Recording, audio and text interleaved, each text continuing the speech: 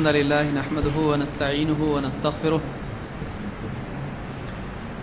ونعوذ بالله من شرور أنفسنا ومن سيئات أعمالنا من يهده الله فلا مضل له ومن يضلل فلا هادي له وأشهد أن لا إله إلا الله وحده لا شريك له وأشهد أن محمدا عبده ورسوله أما بعد فإن خير الحديث كتاب الله وخير الهدي هدي محمد صلى الله عليه وسلم وشر الأمور محدثاتها وكل محدثة بدعة وكل بدعة ضلالة وكل ضلالة في النار.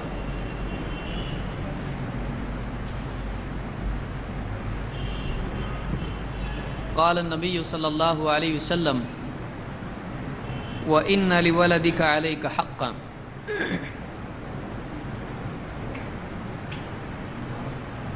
اللہ تعالیٰ کی نعمتوں میں سے ایک نعمت یہ بھی ہے کہ اللہ تعالیٰ کسی کو اولاد عطا فرمائے.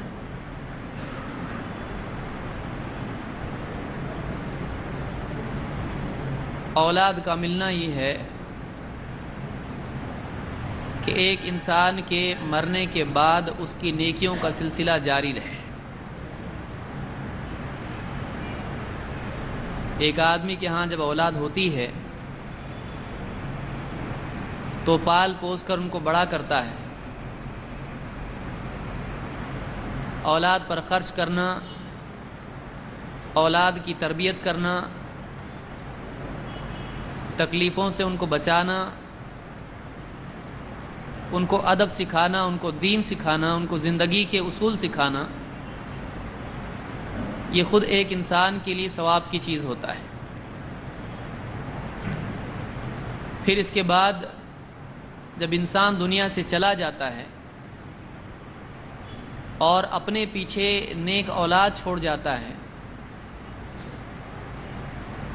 تو اولاد مرنے کے بعد، ماں باپ کے مرنے کے بعد ان کے احسانات کو یاد کر کے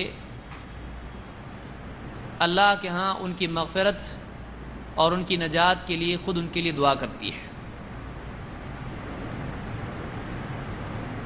اور نیک اولاد جو عمل کرتی ہے، اگر اس کی دینداری میں والدین کا دخل ہو تو یقیناً مرنے کے بعد بھی اس کے اعمال میں والدین کا حصہ ہوتا ہے. اس اعتبار سے اسلام میں اولاد کی بہت اہمیت ہے اور اسلام نے تجرد کو پسند نہیں کیا ہے. ایک آدمی اکیلا رہے، نکاح نہ کرے اور بس اسی طرح سے زندگی گزار کے دنیا سے چلا جائے، یہ چیز اسلام میں پسندیدہ نہیں ہے. اگر سارے ہی لوگ ایسا سوچیں تو دنیا میں انسانوں کی نسل ختم ہو جائے گی. اسلام میں نکاح اور اولاد والی زندگی کو پسند کیا گیا ہے، اور نہ صرف یہ کہ پسند کیا گیا ہے بلکہ حدیث میں اللہ کے نبی صلی اللہ علیہ وسلم نے فرمایا، جس کو امام مسلم وغیرہ نے روایت کیا اور غالباً بخاری میں بھی ہے، کہ ایک انسان کا اپنی بیوی سے صحبت کرنا بھی صدقہ ہے، اس پر بھی اس کو صدقے کا ثواب ملتا ہے. تو اس اعتبار سے نکاح اور اولاد کی اسلام میں اہمیت صرف اس اعتبار سے نہیں ہے کہ انسانیت کا کارواں چلتا رہے،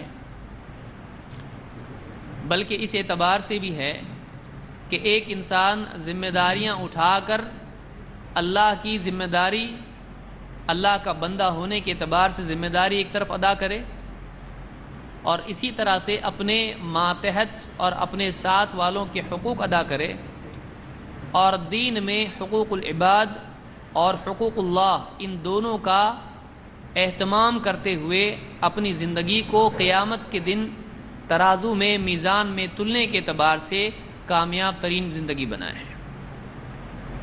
اسلام میں ایسا نہیں کہ صرف اللہ اللہ کرتے رہے آدمی مسجد میں جا کے بیٹھ جائے. اور اسلام میں یہ بھی نہیں ہے کہ آدمی بس بیوی بچے ماں باپ بھائی بہن ان کی ذمہ داری ادا کرے اور اللہ کو بھول جائے۔ دینداری کا کمال یہ ہے کہ ایک طرف ایک انسان اللہ کا حق ادا کرے اور اسی کے ساتھ دوسری طرف اللہ کے بندے جن بندوں کا اس پر حق ہے ان کے حق ادا کرتا رہے۔ انہی میں انسان کی اولاد بھی ہے۔ اسی لیے اللہ کے نبی صلی اللہ علیہ وسلم نے ایک حدیث میں فرمایا وَإِنَّ لِوَلَدِكَ عَلَيْكَ حَقًّا، کہ تیرے اوپر تیری اولاد کا بھی حق ہے، تجھ پر تیری اولاد کا حق ہے۔ اس حدیث کو امام مسلم نے روایت کیا ہے۔ اور بچے کے پیدا ہونے کے بعد ہی سے اس کا سلسلہ شروع ہو جاتا ہے۔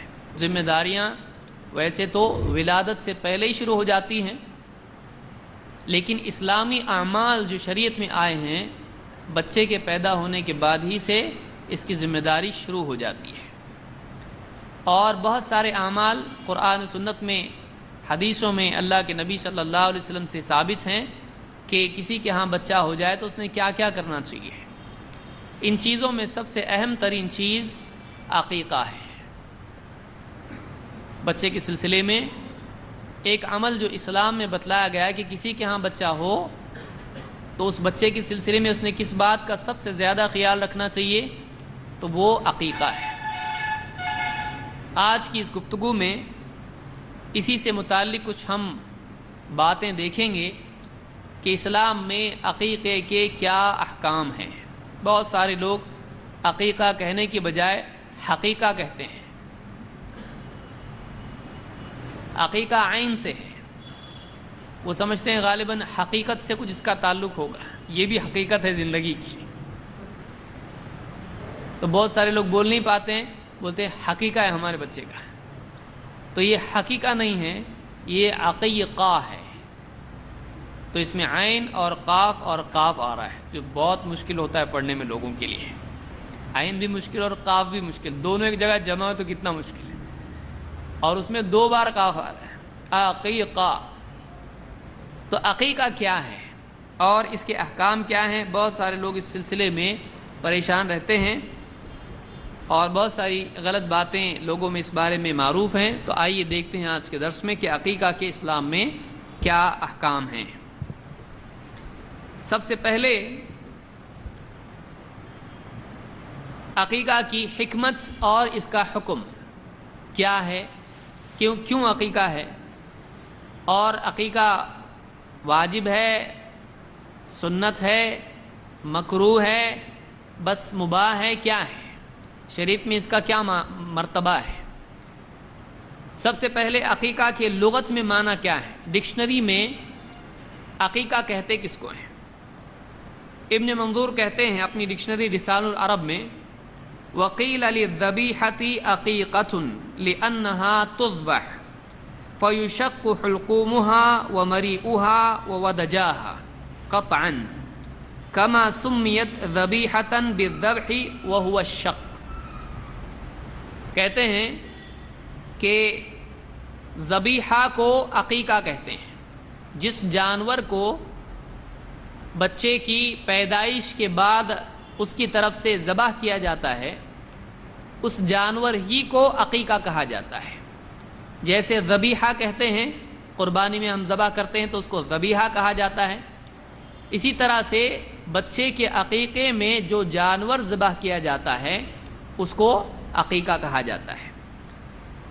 لیکن عقیقہ کا جو ورڈ آیا ہے یہ عقہ سے آیا ہے، اور عقہ کے معنی عربی زبان میں شق کے ہوتے ہیں، یعنی پھٹنا، کٹنا، ٹوٹنا، اس معنی میں۔ تو یہاں پر کیوں کہا جاتا ہے اس کو عقیقہ، اس جانور کو بھی عقیقہ کیوں کہتے ہیں؟ اس لیے کہ اس کے حلق کو، اس کی 2 رگیں جو ہوتی ہیں، ان رگوں کو، اور اس کی جو یعنی دل کی طرف جانے والی نالی ہوتی ہے، یہ ساری رگوں کو کیا کیا جاتا ہے؟ اس کو قطع کیا جاتا ہے، اس کو کاٹا جاتا ہے۔ تو عربی زبان میں عقہ کا لفظ جو ہے یہ کاٹنے کے لیے آتا ہے، توڑنے کے لیے آتا ہے، پھاڑنے کے لیے آتا ہے، چیرنے کے لیے آتا ہے۔ اسی لیے والدین سے تعلق توڑنے کو عقوق الوالدین کہا جاتا ہے، قطیعۃ الرحم جس کو کہتے ہیں، رشتے توڑنا. جیسے صلہ رحمی ہم کہتے ہیں، صلہ کے معنی ہوتا ہے جوڑنا، اسی پر سے اس کا بالعکس اپوزٹ، اس کا الٹا قطع رحمی. قطع کا مطلب ہوتا ہے کٹ کرنا. تو یہاں پر عربی زبان کا بھی جو لفظ ہے وہ عقیقہ جو ہے یہ عقہ سے یعنی کٹ کرنا. لیکن کٹ کرنا کیا؟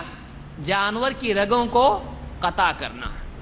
تو اس لیے اس کو کیا کہتے ہیں؟ عقیقہ. ایک معنی علماء نے یہ بھی کہے ہیں، الجوہری اپنی کتاب الصحاح میں کہتے ہیں، یہ بھی ڈکشنری عربی زبان کی، کہتے ہیں وَشَعْرُ كُلِّ مَوْلُودٍ مِنَ النَّاسِ وَالْبَهَائِمِ الَّذِي يُولَدُ عَلَيْهِ عَقِيقَةٌ. چاہے انسان کا بچہ ہو یا جانور ہو، جب وہ پیدا ہوتا ہے تو اس پر کچھ بال ہوتے ہیں، تو ان بالوں کو بھی کیا کہا جاتا ہے؟ عقیقہ. کیوں؟ اس لیے کہ وہ جلد کو چیر کے باہر آتے ہیں. باہر کہاں سے آتے ہیں؟ اندر سے باہر آتے ہیں. تو ہم ایک دم روٹ سے دیکھ رہے ہیں عقیقہ آیا کدھر سے. تو عربی زبان میں عقہ کا مطلب ہوتا ہے قطع کرنا، پھاڑنا، چیرنا، قطع کرنا.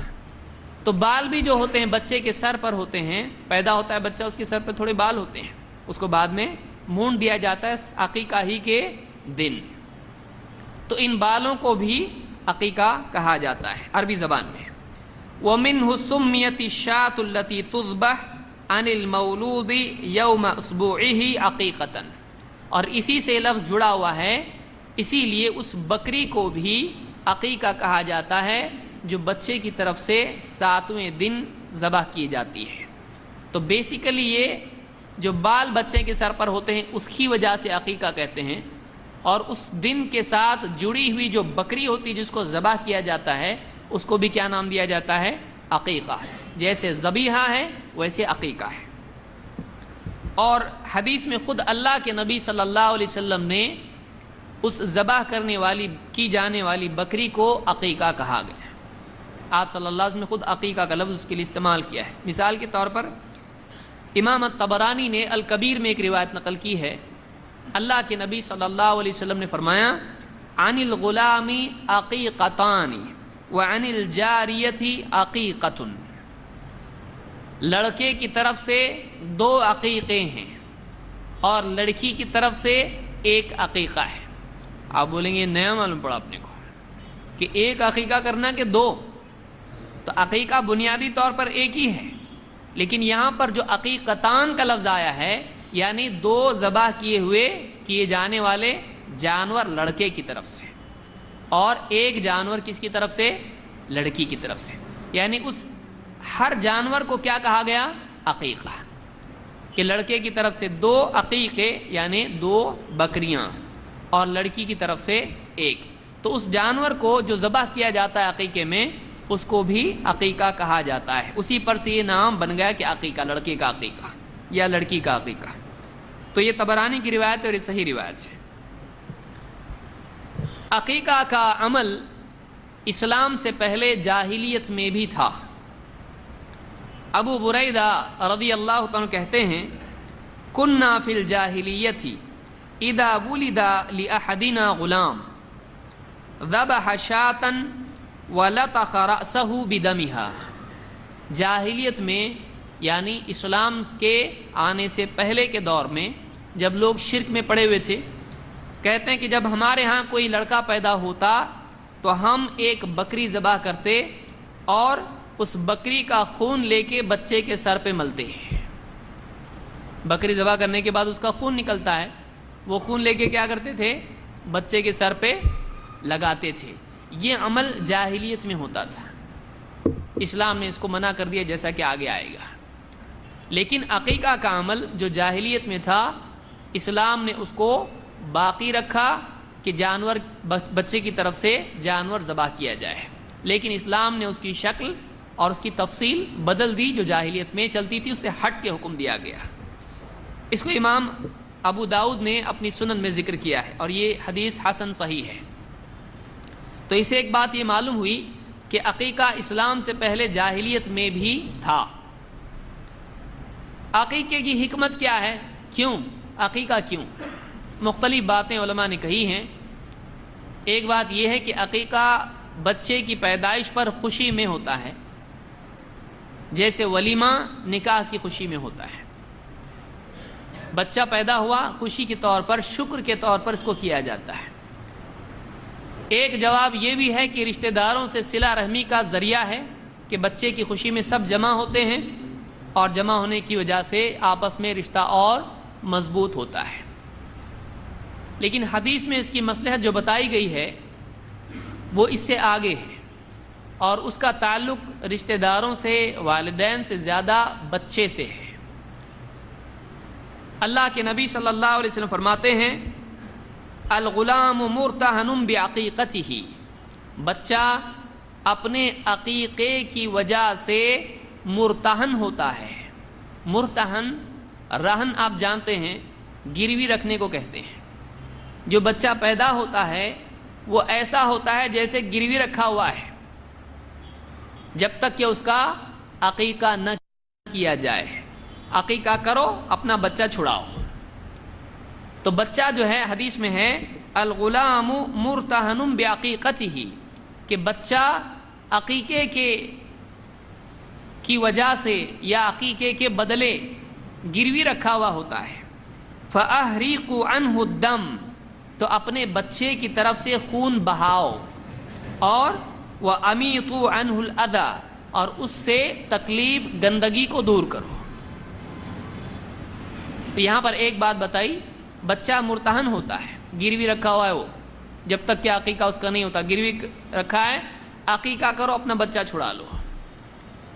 دوسری بات فَأَحْرِقُ عَنْهُ الدَّمَ، تو اس سے، اس کی طرف سے خون بہاؤ۔ اسی لیے یہاں پر ابن قیم کہتے ہیں کہ یہ بچے کا بدل ہوتا ہے جانور۔ جو جانور ہے، بچہ گروی ہے، اس کو چھڑانا ہے، جانور ذبح کرو، اپنا بچہ لو۔ تو کہتے ہیں یہ بچے کی گویا کہ ایک حفاظت ہوتی ہے، اور اس کی جان، یہ بچہ محفوظ پیدا ہوا، اس کی جان محفوظ رہی، اس لیے کہ پریگننسی میں آپ جانتے ہیں بہت رسکی سچویشن ہوتی ہے، ماں کے لیے بھی، بچے کے لیے بھی، بچ بھی سکتے ہیں، نہیں بھی بچ سکتے ہیں، جان کا معاملہ ہوتا ہے۔ تو صحیح سلامت بچہ پیدا ہو گیا تو اب اس کے اوپر شکر ضروری ہے اللہ کا۔ اب یہ گروی رکھا ہوا ہے، تو بچے کی طرف سے جانور ذبح کرو، خون بہاؤ، اور اس جان کے بدلے میں دوسری جان دو، ذبح کر کے اس کو آزاد کرا لو۔ ابن قیم رحمۃ اللہ علیہ اپنی کتاب میں تحفۃ المودود، یہ کتاب انہوں نے بچے ہی کے بارے میں لکھی ہے، فی احکام المولود، پیدا ہو شدہ بچے کے سلسلے میں کیا احکام ہیں، انہوں نے ساری بات اس میں بحث، بہت ساری لمبی بحثیں اس میں کی ہیں۔ ایک بات انہوں نے یہاں بیان کی ہے، یہاں پر آپ صلی اللہ علیہ وسلم فرماتے ہیں بچہ گروی رکھا ہوتا ہے عقیقے کے بدلے، تو اس کی طرف سے تم خون بہاؤ، اور وَأَمِيطُ عَنْهُ الْأَذَى، وَأَمِيطُ عَنْهُ الْأَذَى، اس کی طرف سے تکلیف کو تم دور کر دو۔ یہ تکلیف دور کرنا کیا ہے؟ یہ جو حدیث ہے امام البیہقی نے شعب الایمان میں اس کو ذکر کیا، اور یہ صحیح روایت ہے۔ بچے سے تکلیف دور کرو کا کیا مطلب ہے؟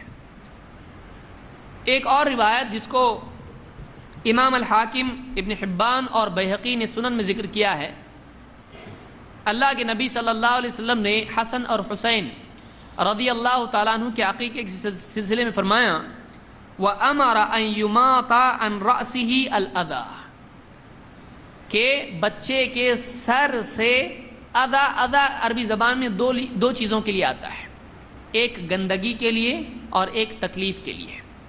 پریشانی والی چیز، گندی چیز، لیے پیشاب پاخانہ جو ہوتا ہے اس کو ادا کہا جاتا ہے، حیض کا خون اس کو ادا کہا جاتا ہے، قُلْ هُوَ أَذًى، ادا اس کو کہا جاتا ہے۔ یا اسی طرح سے بدن میں اگر کوئی فی رأسہ اذن، حج کے ضمن میں آیا کہ جس کے سر میں تکلیف ہو، بیماری، زخم ہو، اس کو بھی کیا کہتے ہیں؟ ادا۔ تو گندگی اور تکلیف دونوں کے لیے عربی زبان میں ادا کا لفظ آتا ہے۔ تو یہاں پر آپ نے فرمایا وَأَمَرَ أَن يُمَاطَ عَنْ رَأْسِهِ أَذًى، کہ بچے کے سر سے تکلیف، گندگی کو دور کر دو۔ تو معلوم ہوا کہ جو سر مونڈا جاتا ہے 7ویں دن، یہ بھی عقیقے کے ساتھ کیا ہے؟ جڑا ہوا ہے۔ تو 7ویں دن یہ حکم ہوتا ہے کہ بچے کا عقیقہ ہو، جیسا کہ آگے آئے گا، اور اس کے سر سے جو پیدائش کے بال ہوتے ہیں ان کو مونڈ دیا جائے۔ آپ ڈاکٹر سے پوچھیں، وہ بھی آپ کو بتائیں گے یہ جو سکن ہوتی ہے اس کو صاف کرنا ضروری ہوتا ہے، اور سر اچھی طرح سے مونڈ دینے سے وہ سر بھی جو ہے صاف ہو جاتا ہے بالکل. تو یہ اس کے لیے ادا ہوتی ہے. بعض بچوں کو دیکھا گیا کہ ان کے سر نہیں مڈا جاتا ہے تو سر میں بہت ساری گھموریاں اور بہت کچھ پریشانیاں ان کو ہو جاتی ہے. تو سر موڑ دینے سے سر کلین ہو جاتا ہے، اس لیے کہ وہ سکن کے ساتھ اس طرح سے نکل جاتا ہے سب کچھ. یہ حاکم کی روایت ہے اور دوسرے محدثین نے بھی اس کو روایت کیا ہے، یہ صحیح روایت ہے. تو معلوم ہوا کہ عقیقے کی حکمت یہ ہے، وجہ یہ ہے کہ بچہ اپنا چھڑاؤ، اپنا بچہ چھڑا لو. عقیقہ کیا ہے؟ سنت ہے، مستحب ہے، واجب ہے، حرام ہے، حلال ہے، کیا ہے؟ دلائل اور علماء کا قول، عام طور سے علماء اس طرف گئے ہیں کہ عقیقہ سنت ہے، لازم نہیں ہے. اور بعض علماء اس طرف گئے ہیں کہ عقیقہ مکروہ ہے، نہیں کرنا چاہیے. امام ابو حنیفہ اور صاحبین دونوں کا قول یہ ہے کہ مکروہ ہے، عقیقہ نہیں کرنا چاہیے. بہت ہوا تو ٹھیک ہے، کرنا ہے کرو، لیکن نہیں کرنا اچھا ہے. اسی لیے بہت سارے ابتدائی مرحلے میں شروع کے حنفی علماء اس کو نہیں کہتے تھے، لیکن ملا علی قاری اور دوسرے علماء نے بعد میں کہا کہ نہیں. مولانا عبدالحی لکھنوی وغیرہ نے کہا کہ نہیں کرنا چاہیے عقیقہ، اس لیے کہ اس کے دلائل ہیں. تو آپ یہ بہت سارے مسائل اس طرح کے آپ اس میں غور کر سکتے ہیں کہ پچھلے علماء کا قول الگ تھا، بعد والوں کا الگ ہے. امام ابو حنیفہ عقیقے کے قائل نہیں ہیں. اسی طرح سے امام ابو حنیفہ کے شاگرد وہ بھی عقیقے کے قائل نہیں ہیں. انہوں نے کتاب الآثار وغیرہ میں لکھا ہے کہ نہیں کرنا چاہیے عقیقہ. لیکن دلیل کے اعتبار سے عقیقہ لازم ہے، کمپلسری ہے، چاہے آپ اس کو فرض کہیں چاہے آپ اس کو واجب کہیں، عقیقہ لازم ہے.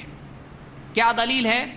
دلیل نمبر 1 یہی کہ اللہ کے نبی صلی اللہ علیہ وسلم نے کہا تمہارا بچہ الغلام مرتہن بعقیقتہ. ترمذی حاکم کی روایت ہے کہ بچہ اپنے عقیقے کے بدلے مرتہن ہوتا ہے، وہ رہن ہے، اس کو چھڑانا ہے، اس کو چھڑانا ضروری ہے. تو معلوم ہوا کہ اگر نہیں چھڑائیں گے وہ مرتہن ویسی رہے گا، تو اس کو چھڑانا ضروری ہے. یہ ترمذی اور حاکم کی روایت ہے، لیکن یہ اتنی واضح نہیں ہے. کوئی آدمی کہہ سکتا ٹھیک ہے نہیں چھڑائیں گے ہم چھوڑ دیں گے، لیکن ہر آدمی سمجھتا ہے کہ مرتہن اس کو بچانا ضروری ہے، اس کو لینا ضروری ہے. اپنا بچہ چھوڑ کے جا سکتا ہے کسی کے پاس، اس کو لینا ضروری ہے. آدمی اس کو ضروری سمجھتا ہے کہ اپنا بچہ اگر کہیں گروی ہو تو چھڑائیں گے کہ نہیں چھڑائیں گے، آپ چھڑائیں گے، ضروری سمجھتا ہے آدمی اس کو. نمبر 2 مسند احمد کی روایت ہے، آپ نے فرمایا العقیقۃ حق علی الغلام. عقیقہ غلام پر حق ہے. عربی زبان میں اور قرآن و سنت کے دلائل میں عام طور سے حق جب آتا ہے تو اس کے معنی عام طور سے علماء نے مراد لیے ہیں کہ جہاں حق آئے کا مطلب ہے کہ لازم ہوتا ہے. تو یہاں کہا گیا کہ العقیقۃ حق علی الغلام، کہ بچے پر عقیقہ لازم ہے. اس حدیث سے بعض علماء نے یہ بھی دلیل لی کہ اصلاً عقیقہ بچے پر ہے، کیونکہ وہ کس پر حق ہے؟ غلام پر ہے. تو بعد میں اگر کسی کے والدین نے اس کا عقیقہ نہیں کیا ہو تب بھی عقیقہ اس پر کیا ہوتا ہے؟ باقی رہتا ہے. اس نے خود اپنا عقیقہ کرنا چاہیے. سمجھ میں آ رہی بات؟ دیکھیے دلائل کیسے ہیں اور ان سے کیسا مطلب لیا جاتا ہے. تو یہاں پر بعض علماء نے کہا کہ عقیقہ کس پر ہے، آگے آئے گا وہ. تو یہاں پر اس حدیث سے بعض علماء نے دلیل لی العقیقۃ حق علی الغلام، عقیقہ لڑکے پر یا بچے پر حق ہے، اس پر اللہ کی طرف سے حق ہے. یہ مسند احمد کی روایت ہے. اور آگے آئیے، عائشہ رضی اللہ تعالیٰ فرماتی ہیں ان رسول اللہ صلی اللہ علیہ وسلم امرہم عن الغلام شاتان مکافئتان وعن الجاریۃ شات. بعض لوگوں نے مجھ سے پوچھا آپ عقیقے میں لیں گے کیا، اتنا کیا ہے عقیقے میں؟ 2-3 لوگوں نے مجھ سے پوچھا. میں نے کہا عقیقے میں اتنا ہے کہ ٹائم معلوم نہیں پورا ہوگا کہ نہیں ہوگا. اسلام ایک ایسا دین ہے کہ آپ دیکھیے کہ ایک چھوٹی چھوٹی چیز جس کو کسی دین میں اس کا تصور نہیں ہے، اسلام میں اس کے بارے میں اتنا مواد ہے، اتنی تفصیل ہے، اتنے احکام ہیں اس کے. اتنا پیارا دین اللہ تعالیٰ نے ہم کو دیا ہے، لیکن ہم فلاں کی اور فلاں قوموں کی نقالی کر کے ان کے ساتھ وہ بندر تو ہم بھی ویسے بننے کی کوشش کریں، بہت شرم کی بات ہے. ہماری اپنی ایک تہذیب ہے، ہمارا ایک اپنا دین ہے، ہمارے اپنے احکام ہیں. ایک آدمی دین کو سیکھے اور اس کے مطابق عمل کرے. عقیقہ ہے اس کے بارے میں اتنا ہے، اور بہت اس کے اندر ختنہ کا تو لیا نہیں میں نے کچھ، اور اس کے الگ اس کا ایک درس الگ لینا پڑے گا. یہ صرف عقیقہ کے بارے میں ہے. ابھی بچہ پیدا ہوا ہے، 7واں دن نہیں ہے، ابھی 7ویں دن کے بارے میں اتنا ہے. اب 7 دن کے بعد جب وہ آگے بڑھے گا، اس کے دودھ کے مسائل، اس کے نسب کے مسائل، اس کے نام کے معاملات، وہ مستقل ہر موضوع کا ایک درس ہے. یاد رکھیے اس کو. صرف نام کے اوپر ایک درس ہو سکتا ہے، اس کی ختنہ کے بارے میں ایک درس ہوگا. تو ایسا ہر موضوع کے اوپر مستقل، یعنی علماء نے کتابیں لکھی ہیں اور اتنا مواد اسلام میں ہے. افسوس یہ ہے کہ اس دور میں آ کے آدمی neutron, proton, electron, photon, micron اور کیا کیا کون سا کون کر رہا ہے. لیکن ہمارا نبی کون، ہم کو اللہ کون، کچھ معلوم نہیں اس کو. باقی سب کون معلوم ہے اس کو. تو آج اس دور میں آ کے جب ایک انسان ایٹم کو توڑ کے اور اندر جا رہا ہے لیکن دین چھوڑ کے جا رہا ہے. صحیح ہے، ایٹم کو توڑ کے اس کے اندر جا رہا ہے، دین چھوڑ کے باہر جا رہا ہے. کہاں جا رہا ہے، کیا ہوگا؟ بہت افسوس ہے. اور ذلت، مسلمانوں کی ذلت کے بڑے اسباب میں سے یہ بھی ہے. جتنا آدمی دین سے بھاگے گا اتنا عزت اس سے بھاگے گی. جتنا آدمی دین سے حضرت عمر کا قول یاد رکھیے. یہ ضمن ذہن میں آ جاتی ہے کچھ بات ایسی تو اچھا لگتا بولنے کو. حضرت عمر نے کیا کہا تھا؟ ہم ذلیل تھے، اللہ تعالیٰ نے اس اسلام کے ذریعے سے ہم کو عزت دی. اگر ہم اسلام کی بجائے کسی اور چیز کے ذریعے سے عزت حاصل کرنا چاہیں گے اللہ پھر سے ہم کو ذلیل کر دے گا. حضرت عمر نے جو جملہ کہا تھا ہم اس کی مثال ہیں. ہم اس کا، یعنی اس کو واقعی صحیح ہے کہ نہیں، اس کی ویریفیکیشن ہم سے کیا جا سکتا ہے. آج مسلمانوں کے حال سے اس قول کو ویریفائی کر سکتے ہیں. اللہ تعالیٰ مسلمانوں کو جاگنے کی توفیق عطا فرمائے. تو یہاں پر اللہ کے رسول صلی اللہ علیہ وسلم کی اس حدیث سے معلوم ہوتا ہے کہ آپ نے عقیقہ کا حکم دیا ہے، اور جس چیز کا اللہ کے نبی صلی اللہ علیہ وسلم حکم دے دیں وہ لازم ہوتا ہے. اس کو میں بعد میں سمجھاتا ہوں. حدیث کیا ہے؟ فرماتی ہیں ان رسول اللہ صلی اللہ علیہ وسلم امرہم، لوگوں کو اللہ کے نبی صلی اللہ علیہ وسلم نے حکم دیا. عن الغلام شاتان مکافئتان، لڑکے کی طرف سے 2 برابر کی بکریاں ذبح کیے جائیں گی. لڑکے کی طرف سے 2 برابر بکریاں، ایکول، اس پہ میں بعد میں آؤں گا. وعن الجاریۃ شاۃ، اور لڑکی کی طرف سے 1 بکری. تو اس کا آپ نے کیا کیا؟ حکم دیا. حکم دینے سے وہ چیز لازم ہو جاتی ہے. یہ حدیث ترمذی کی ہے اور صحیح روایت ہے. حکم دینے سے لازم ہوتا ہے کہ کیا دلیل ہے؟ قرآن میں بھی حدیث میں بھی ہے. اللہ تعالیٰ فرماتا ہے فَلْيَحْذَرِ الَّذِينَ يُخَالِفُونَ عَنْ أَمْرِهِ أَن تُصِيبَهُمْ فِتْنَةٌ، جو لوگ اس رسول کے حکم کی خلاف ورزی کرتے ہیں ان کو ڈرنا چاہیے کہ کہیں ان پہ فتنہ نہ آ جائے. او یصیبہم عذاب علیم، کہیں ایسا نہ ہو، انہیں ڈرنا چاہیے کہ کہیں ان پر عذاب نہ آ جائے. تو رسول کے حکم کی خلاف ورزی، رسول کے حکم کی مخالفت کرنے پر ڈرایا اللہ نے. تو معلومہ رسول کا حکم لازم ہوتا ہے. نمبر 2، حدیث سے دلیل کیا ہے حکم لازم ہوتا ہے؟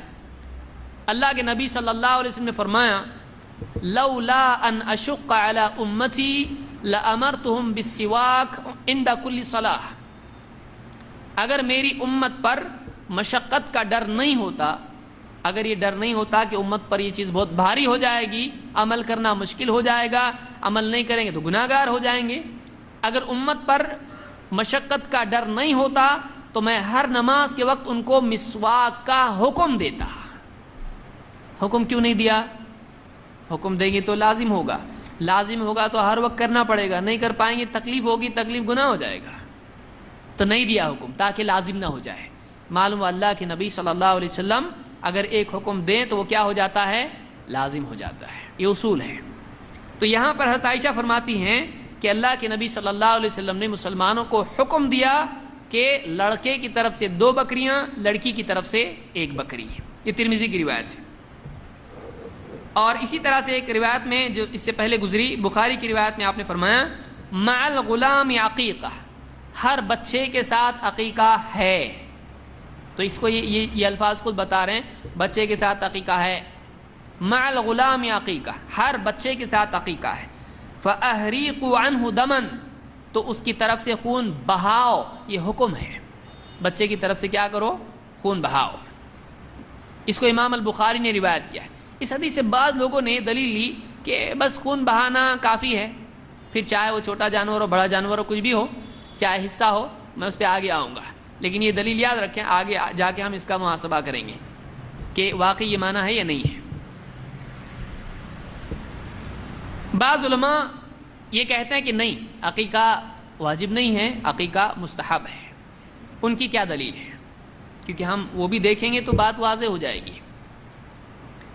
عبداللہ ابن عمر رضی اللہ عنہ فرماتے ہیں سئل رسول اللہ صلی اللہ علیہ وسلم عن العقیقہ، اللہ کے رسول صلی اللہ علیہ وسلم سے عقیقہ کے بارے میں پوچھا گیا۔ فقال لا يحب اللہ العقوق، آپ نے فرمایا کہ اللہ تعالیٰ عقوق کو پسند نہیں کرتا ہے۔ یہی وہ دلیل ہے جس کی وجہ سے بعض علماء اس طرف گئے کہ عقیقہ مکروہ ہے، لیکن انہوں نے اس کو سمجھنے میں غلطی کی ہے۔ عقوق اور عقیقہ میں زمین آسمان کا فرق ہے، دونوں ایک روٹ ورڈ سے نکلے ہیں، لیکن عقوق کا مطلب ہوتا ہے رشتہ داری توڑنا، اور عقیقہ کا مطلب ہوتا ہے کہ بچے کے پیدا ہونے کے بعد جانور کی رگیں کاٹنا، خوشی میں اس کو آزاد کرانے کے لیے۔ آپ صلی اللہ علیہ وسلم نے یہ نہیں کہا کہ عقیقہ میں پسند نہیں کرتا، کیونکہ یہ جو دلائل ہم نے دیکھے ہیں یہ دلائل کیا ہیں؟ خود بتا رہے ہیں کہ آپ نے حکم دیا ہے اس کا اور آپ نے عمل کیا اس کے اوپر۔ اسی لیے بعض اوقات آدمی کیا ہوتا ہے، یہ ایک بہت بڑی گمراہی اور غلطی ہوتی ہے تحقیق کی، کہ ایک آدمی ایک چیز کو پکڑ کے اس کو لٹک جائے اور باقی ساری چیزیں کیا کرے؟ چھوڑ دے۔ ہم کو حکم کیا ہے؟ وما آتاکم الرسول فخذوہ وما نہاکم عنہ فانتہوا، کہ جو کچھ رسول تم کو دے دیں وہ لے لو، اور جسے منع کریں اس سے رک جاؤ۔ تو جو رسول دیں وہ لے لو، یعنی ایک حدیث لو، ایک درجن لو، 555 حدیثیں لو، 786 حدیثیں لو، کتنی؟ جو دیں سب لو۔ اس لیے ہم ساری حدیثیں لیتے ہیں، تو اس حدیث کو اکیلے اٹھا لینا اور بھاگتے چھٹنا یہ صحیح نہیں ہے، بلکہ اس کے ساتھ دوسری حدیثیں ہیں ان کو بھی ملا کے دیکھیں کہ میننگ کیا ہے۔ یہاں اللہ کے نبی صلی اللہ علیہ وسلم سے جب عقیقہ کے بارے میں پوچھا گیا تو عقیقہ کا لفظ چونکہ کنفیوژن پیدا کر سکتا ہے عقوق کے ساتھ میں، تو آپ نے بتایا اللہ عقوق کو پسند نہیں کرتا ہے، لیکن آگے آپ نے کیا فرمایا؟ آپ نے فرمایا کأنہ، صحابی خود کہتے ہیں کأنہ کرہ الاسم، آپ نے عقوق کا لفظ پسند نہیں کیا، آپ نے عقیقہ کا لفظ پسند نہیں کیا، یعنی یہ جو میننگ اس سے نکل رہے ہیں قطع ہونے کے، آپ نے صحابہ کو واضح کر کے بتایا کہ قطع رحمی اسلام میں نہیں ہے، رشتے توڑنا اسلام میں نہیں ہے۔ لیکن آگے آپ نے کیا کہا؟ آپ نے فرمایا من ولد لہ ولد فأحب ان ینسک عنہ، جس کے ہاں بچہ پیدا ہو اور وہ اس بات کو پسند کرے کہ اس کی طرف سے قربانی کرے، یعنی عقیقے والی، جس کے ہاں بچہ پیدا، آپ سمجھ لیجیے دلیل کو، جس کے ہاں بچہ پیدا ہو اور وہ پسند کرے کہ اس کی طرف سے قربانی کرے عقیقے والی، فَلْيَنْسُكْ عَنِ الْغُلَامِ، تو وہ لڑکے کی طرف سے عقیقہ کرے، یعنی وہ بچے کی طرف سے عقیقہ کرے۔ یہ سنن ابی داؤد اور نسائی کی روایت۔ اس کو بعض علماء نے دلیل بنا کے کہا اس سے معلوم ہوتا ہے عقیقہ لازم نہیں ہے، اور بعض علماء نے دلیل لی جیسے احناف ہیں ابتدائی دور کے، انہوں نے کہا اس سے معلوم ہوتا ہے مکروہ ہے، نہیں کرنا چاہیے۔ ہم کہتے ہیں مکروہ کا قول مردود ہے، کیوں؟ اس لیے کہ آپ صلی اللہ علیہ وسلم کر رہے ہیں اور حکم دے رہے ہیں، تو مکروہ کا حکم آپ نہیں دیں گے، اس سے ملا کے اس کو دیکھنا پڑے گا۔ دوسرے علماء کہتے ہیں کہ یہ مستحب ہے، لازم نہیں ہے۔ ہم کہیں گے ان دلائل میں ہے کہ حکم دیا، اور اگر اس کو یہ مان لیں کہ یہاں پر ایسا ہے کہ جس کو جو پسند کرے وہ کرے، جس کو نہیں کرنا وہ نہ کرے، ایسا مطلب نکلتا کیا؟ تو آپ دیکھیں کہ حج کے بارے میں بھی ایسا ہی ہے۔ حج کے بارے میں کیا ہے؟ من اراد الحج فلیتعجل، جو حج کا ارادہ کرے، جو حج کرنا چاہے وہ جلدی کرے۔ تو حج فرض ہے کہ مستحب ہے؟ جس کے پاس مال ہے اس پر حج فرض ہے کیا کہ یہ تو بھی چلتا، نہیں کہ یہ تو بھی چلتا، کیا ہے؟ فرض ہے، اسلام کے ارکان میں سے۔ لیکن الفاظ کیا ہیں؟ جو حج کا ارادہ کرے وہ جلدی کرے۔ تو کسی ایک دلیل سے پوری بات ثابت ہوتی ہے نہیں، بقیہ دلیلوں سے بھی ملا کے اس کو دیکھنا پڑتا ہے کہ لوگوں پر حج کرنا لازم ہے، اللہ تعالیٰ نے کہا ہے۔ تو ساری دلیلوں کو ملا کے دیکھنا پڑتا ہے. تو یہاں پر بھی عقیقہ کے بارے میں جو حکم کی دلیلیں ہیں وہ زیادہ قوی ہیں. اور اس حدیث سے معلوم ہوتا ہے کہ جیسے کہا گیا قرآن کریم میں بھی کہ جو چاہے وہ ایمان لائے، جو چاہے وہ کفر کرے. تو اس کا یہ مطلب نہیں کہ جو چاہے وہ کرے. یہاں یہ بتایا جا رہا ہے جس کو کرنا ہے کرو، نہیں کرنا ہے تمہاری مرضی. یعنی کرنا ہے کرو، یہ اس معنی میں نہیں کہ اختیار ہے، یہ اس معنی میں ہے کہ جس کو پسند ہو کہ وہ اپنی اولاد کے لیے ایسا کرے وہ ضرور کرے. تو اس سے معلوم ہوتا ہے کہ یہاں ترغیب وجوب کے اعتبار سے ہے. تو اس حدیث سے ثابت ہوا کہ اس میں استحباب نہیں بلکہ وجوب ہے. اور بچے کا مرتہن ہونا خود اس کو مزید واضح کرتا ہے کہ بچہ مرتہن ہوتا ہے. یہ اس اعتبار سے ہے کہ بچہ یعنی اس کو چھڑانا ضروری ہے.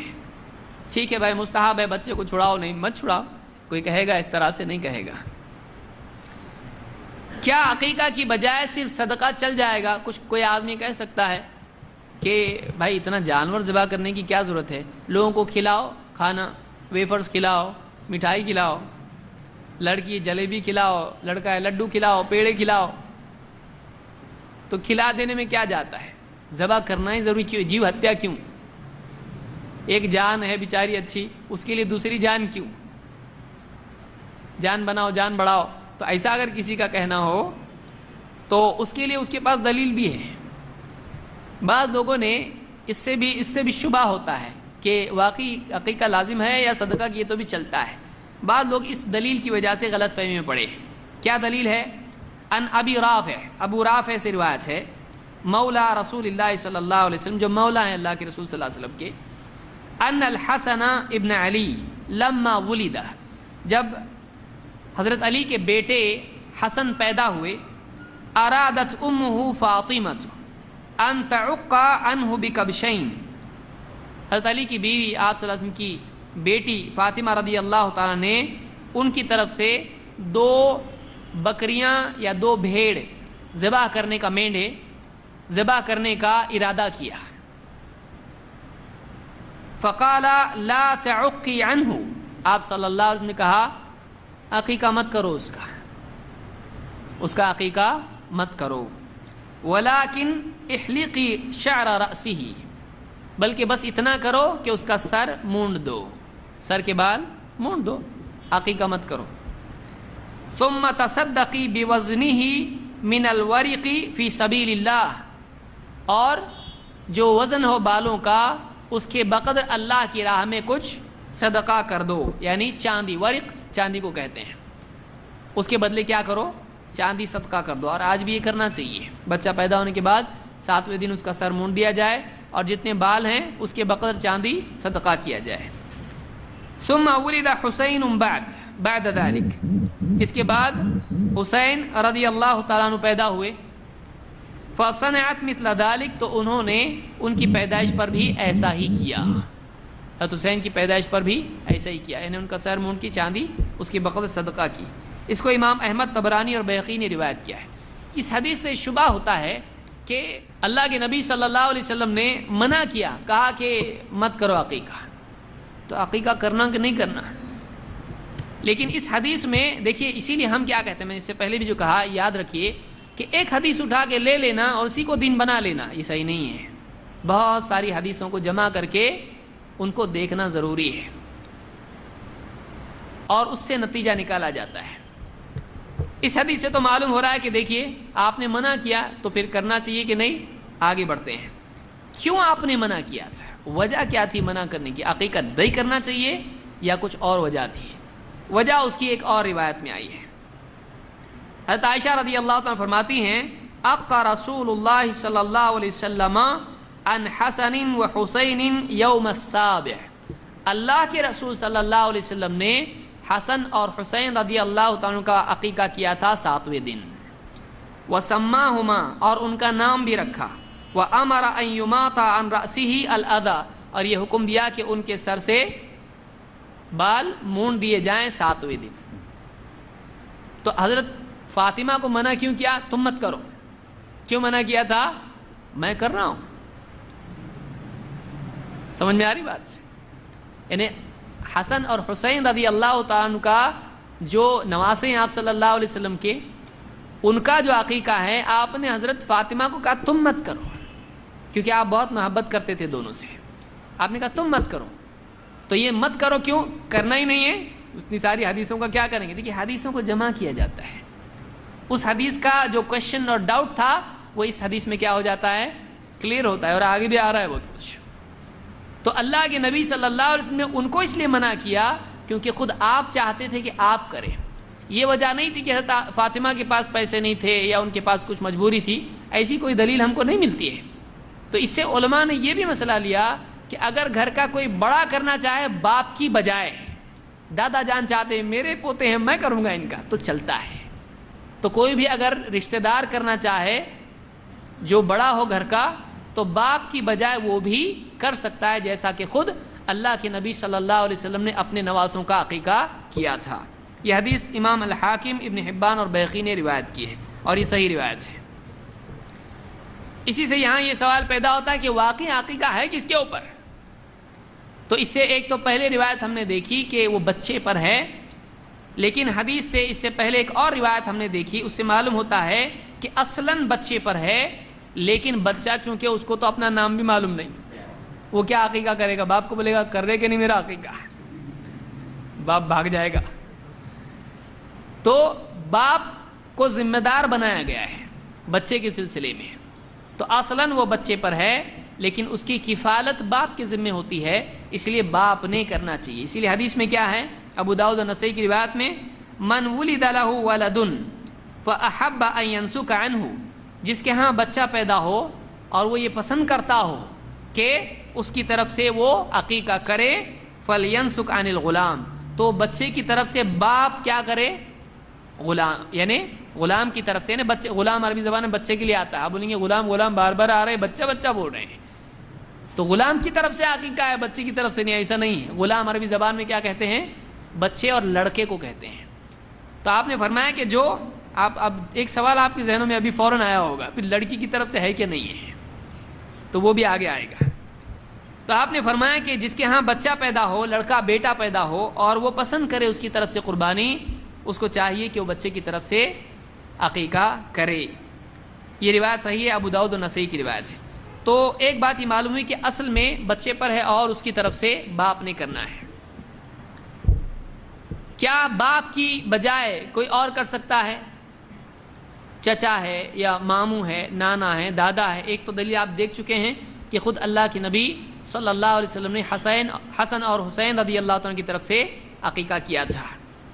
بعض علماء نے کچھ اور روایتوں کی بنیاد پر کہا کہ کوئی بھی کرے تو عقیقہ ہو جاتا ہے. کیوں؟ اس لیے کہ حدیث میں کیا ہے؟ کل غلام رہینۃ بعقیقتہ، ہر بچہ اپنے عقیقے کے بدلے گروی ہوتا ہے. یذبح عنہ یوم سابعہ، تو 7ویں دن اس کی طرف سے جانور ذبح کرنا چاہیے. ویحلق رأسہ ویسمى، اور اس کا سر موڑنا چاہیے اور اس کا نام رکھنا چاہیے. تو علماء نے کہا کہ اگر وہ گروی ہے تو باپ کی بجائے کوئی اور چھڑائے تو گروی سے نکل سکتا ہے کہ نہیں نکل سکتا ہے. جہاں پر یہ کہا گیا کہ رہینت ہے، اور حدیث میں یہ نہیں آیا کہ کس نے کرنا چاہیے، بلکہ یہاں پر آیا کہ اس کی طرف سے عقیقہ کیا جائے. تو اس طرح کا جو اشارہ ہے کہ بچے کی طرف سے عقیقہ کر دیا جائے کیونکہ وہ گروی ہے، یہ بتاتا ہے کہ کوئی نہ کوئی اس کو چھڑا لے. اسی لیے عام طور سے علماء نے کہا اس میں کوئی خلاف نہیں ہے کہ کوئی بھی اگر دوسرا بچے کی طرف سے، چچا، نانا، بلکہ کوئی رشتہ دار اگر اس کی طرف سے عقیقہ کرتا ہے تو اس کا عقیقہ ادا ہو جاتا ہے، کوئی حرج اس میں نہیں ہے.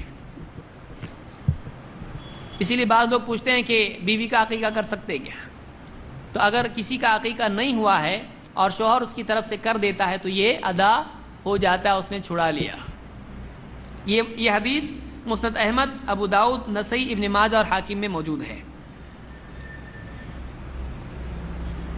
ایک اور روایت ہے جس میں مزید وضاحت ہوتی ہے، کیونکہ پچھلی روایت سے دوسری کتاب میں روایت ہے. ابن عباس رضی اللہ عنہ کہتے ہیں، پچھلی حضرت عائشہ کی تھی، یہ حضرت ابن عباس کی روایت ہے. کہتے ہیں کہ عق رسول اللہ صلی اللہ علیہ وسلم عن الحسن والحسین رضی اللہ عنہما بکبشین کبشین. اللہ کے رسول صلی اللہ علیہ وسلم نے حسن اور حسین رضی اللہ عنہما کی طرف سے کبشین عقیقے میں ذبح کی. کبش کہتے ہیں بھیڑ کو، دمبا، مینڈھا. تو اللہ کے نبی صلی اللہ علیہ وسلم نے حسن و حسین رضی اللہ تعالیٰ عنہ کی طرف سے کیا کیے؟ 2 بھیڑ یا مینڈے ذبح کیے. اس سے کئی باتیں معلوم ہوئی. نمبر 1، مینڈا بھی ذبح کیا جا سکتا ہے، مینڈا ذبح کیا جا سکتا ہے.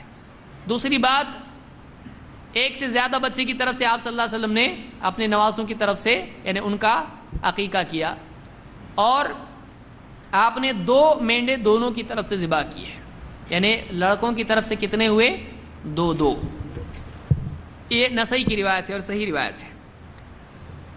بعض روایتوں میں آیا کہ ایک بھی جانور اگر ذبح کرتے ہیں تو چلتا ہے، اور بعض صحابہ سے بھی عمل ملتا ہے کہ اگر ایک بکری ذبح کر دیں تو بھی چلتا ہے. اس سلسلے میں صحیح بات کیا ہے؟ صحیح بات یہی ہے کہ اللہ کے نبی صلی اللہ علیہ وسلم کا حکم اور آپ صلی اللہ علیہ وسلم کا عمل دونوں یہ بتاتے ہیں کہ 2 بکریاں ہونی چاہیے. بکرے یا بکری وہ آگے ہم آئیں گے. یعنی 2 جانور ایک بچے کی طرف سے ہونے چاہیے، لڑکے کی طرف سے، اور لڑکی کی طرف سے 1 ہونا چاہیے. یہ فرق اسلام نے رکھا ہے، لڑکی کی طرف سے 1 اور لڑکے کی طرف سے 2. لیکن بعض روایتوں میں آیا ہے، جہاں تک کہ صحابہ کا معاملہ ہے، ہم یہ بعض علماء اس طرف گئے ہیں کہ نہیں، وہ صحابہ کا قول ہے اور اللہ کے نبی صلی اللہ علیہ وسلم کے حکم کو ترجیح دی جائے گی، کیونکہ قرآن میں کیا ہے؟ لا تقدموا بین یدی اللہ ورسولہ واتقوا اللہ، اللہ اور اس کے رسول سے آگے مت بڑھو، اللہ سے ڈرو.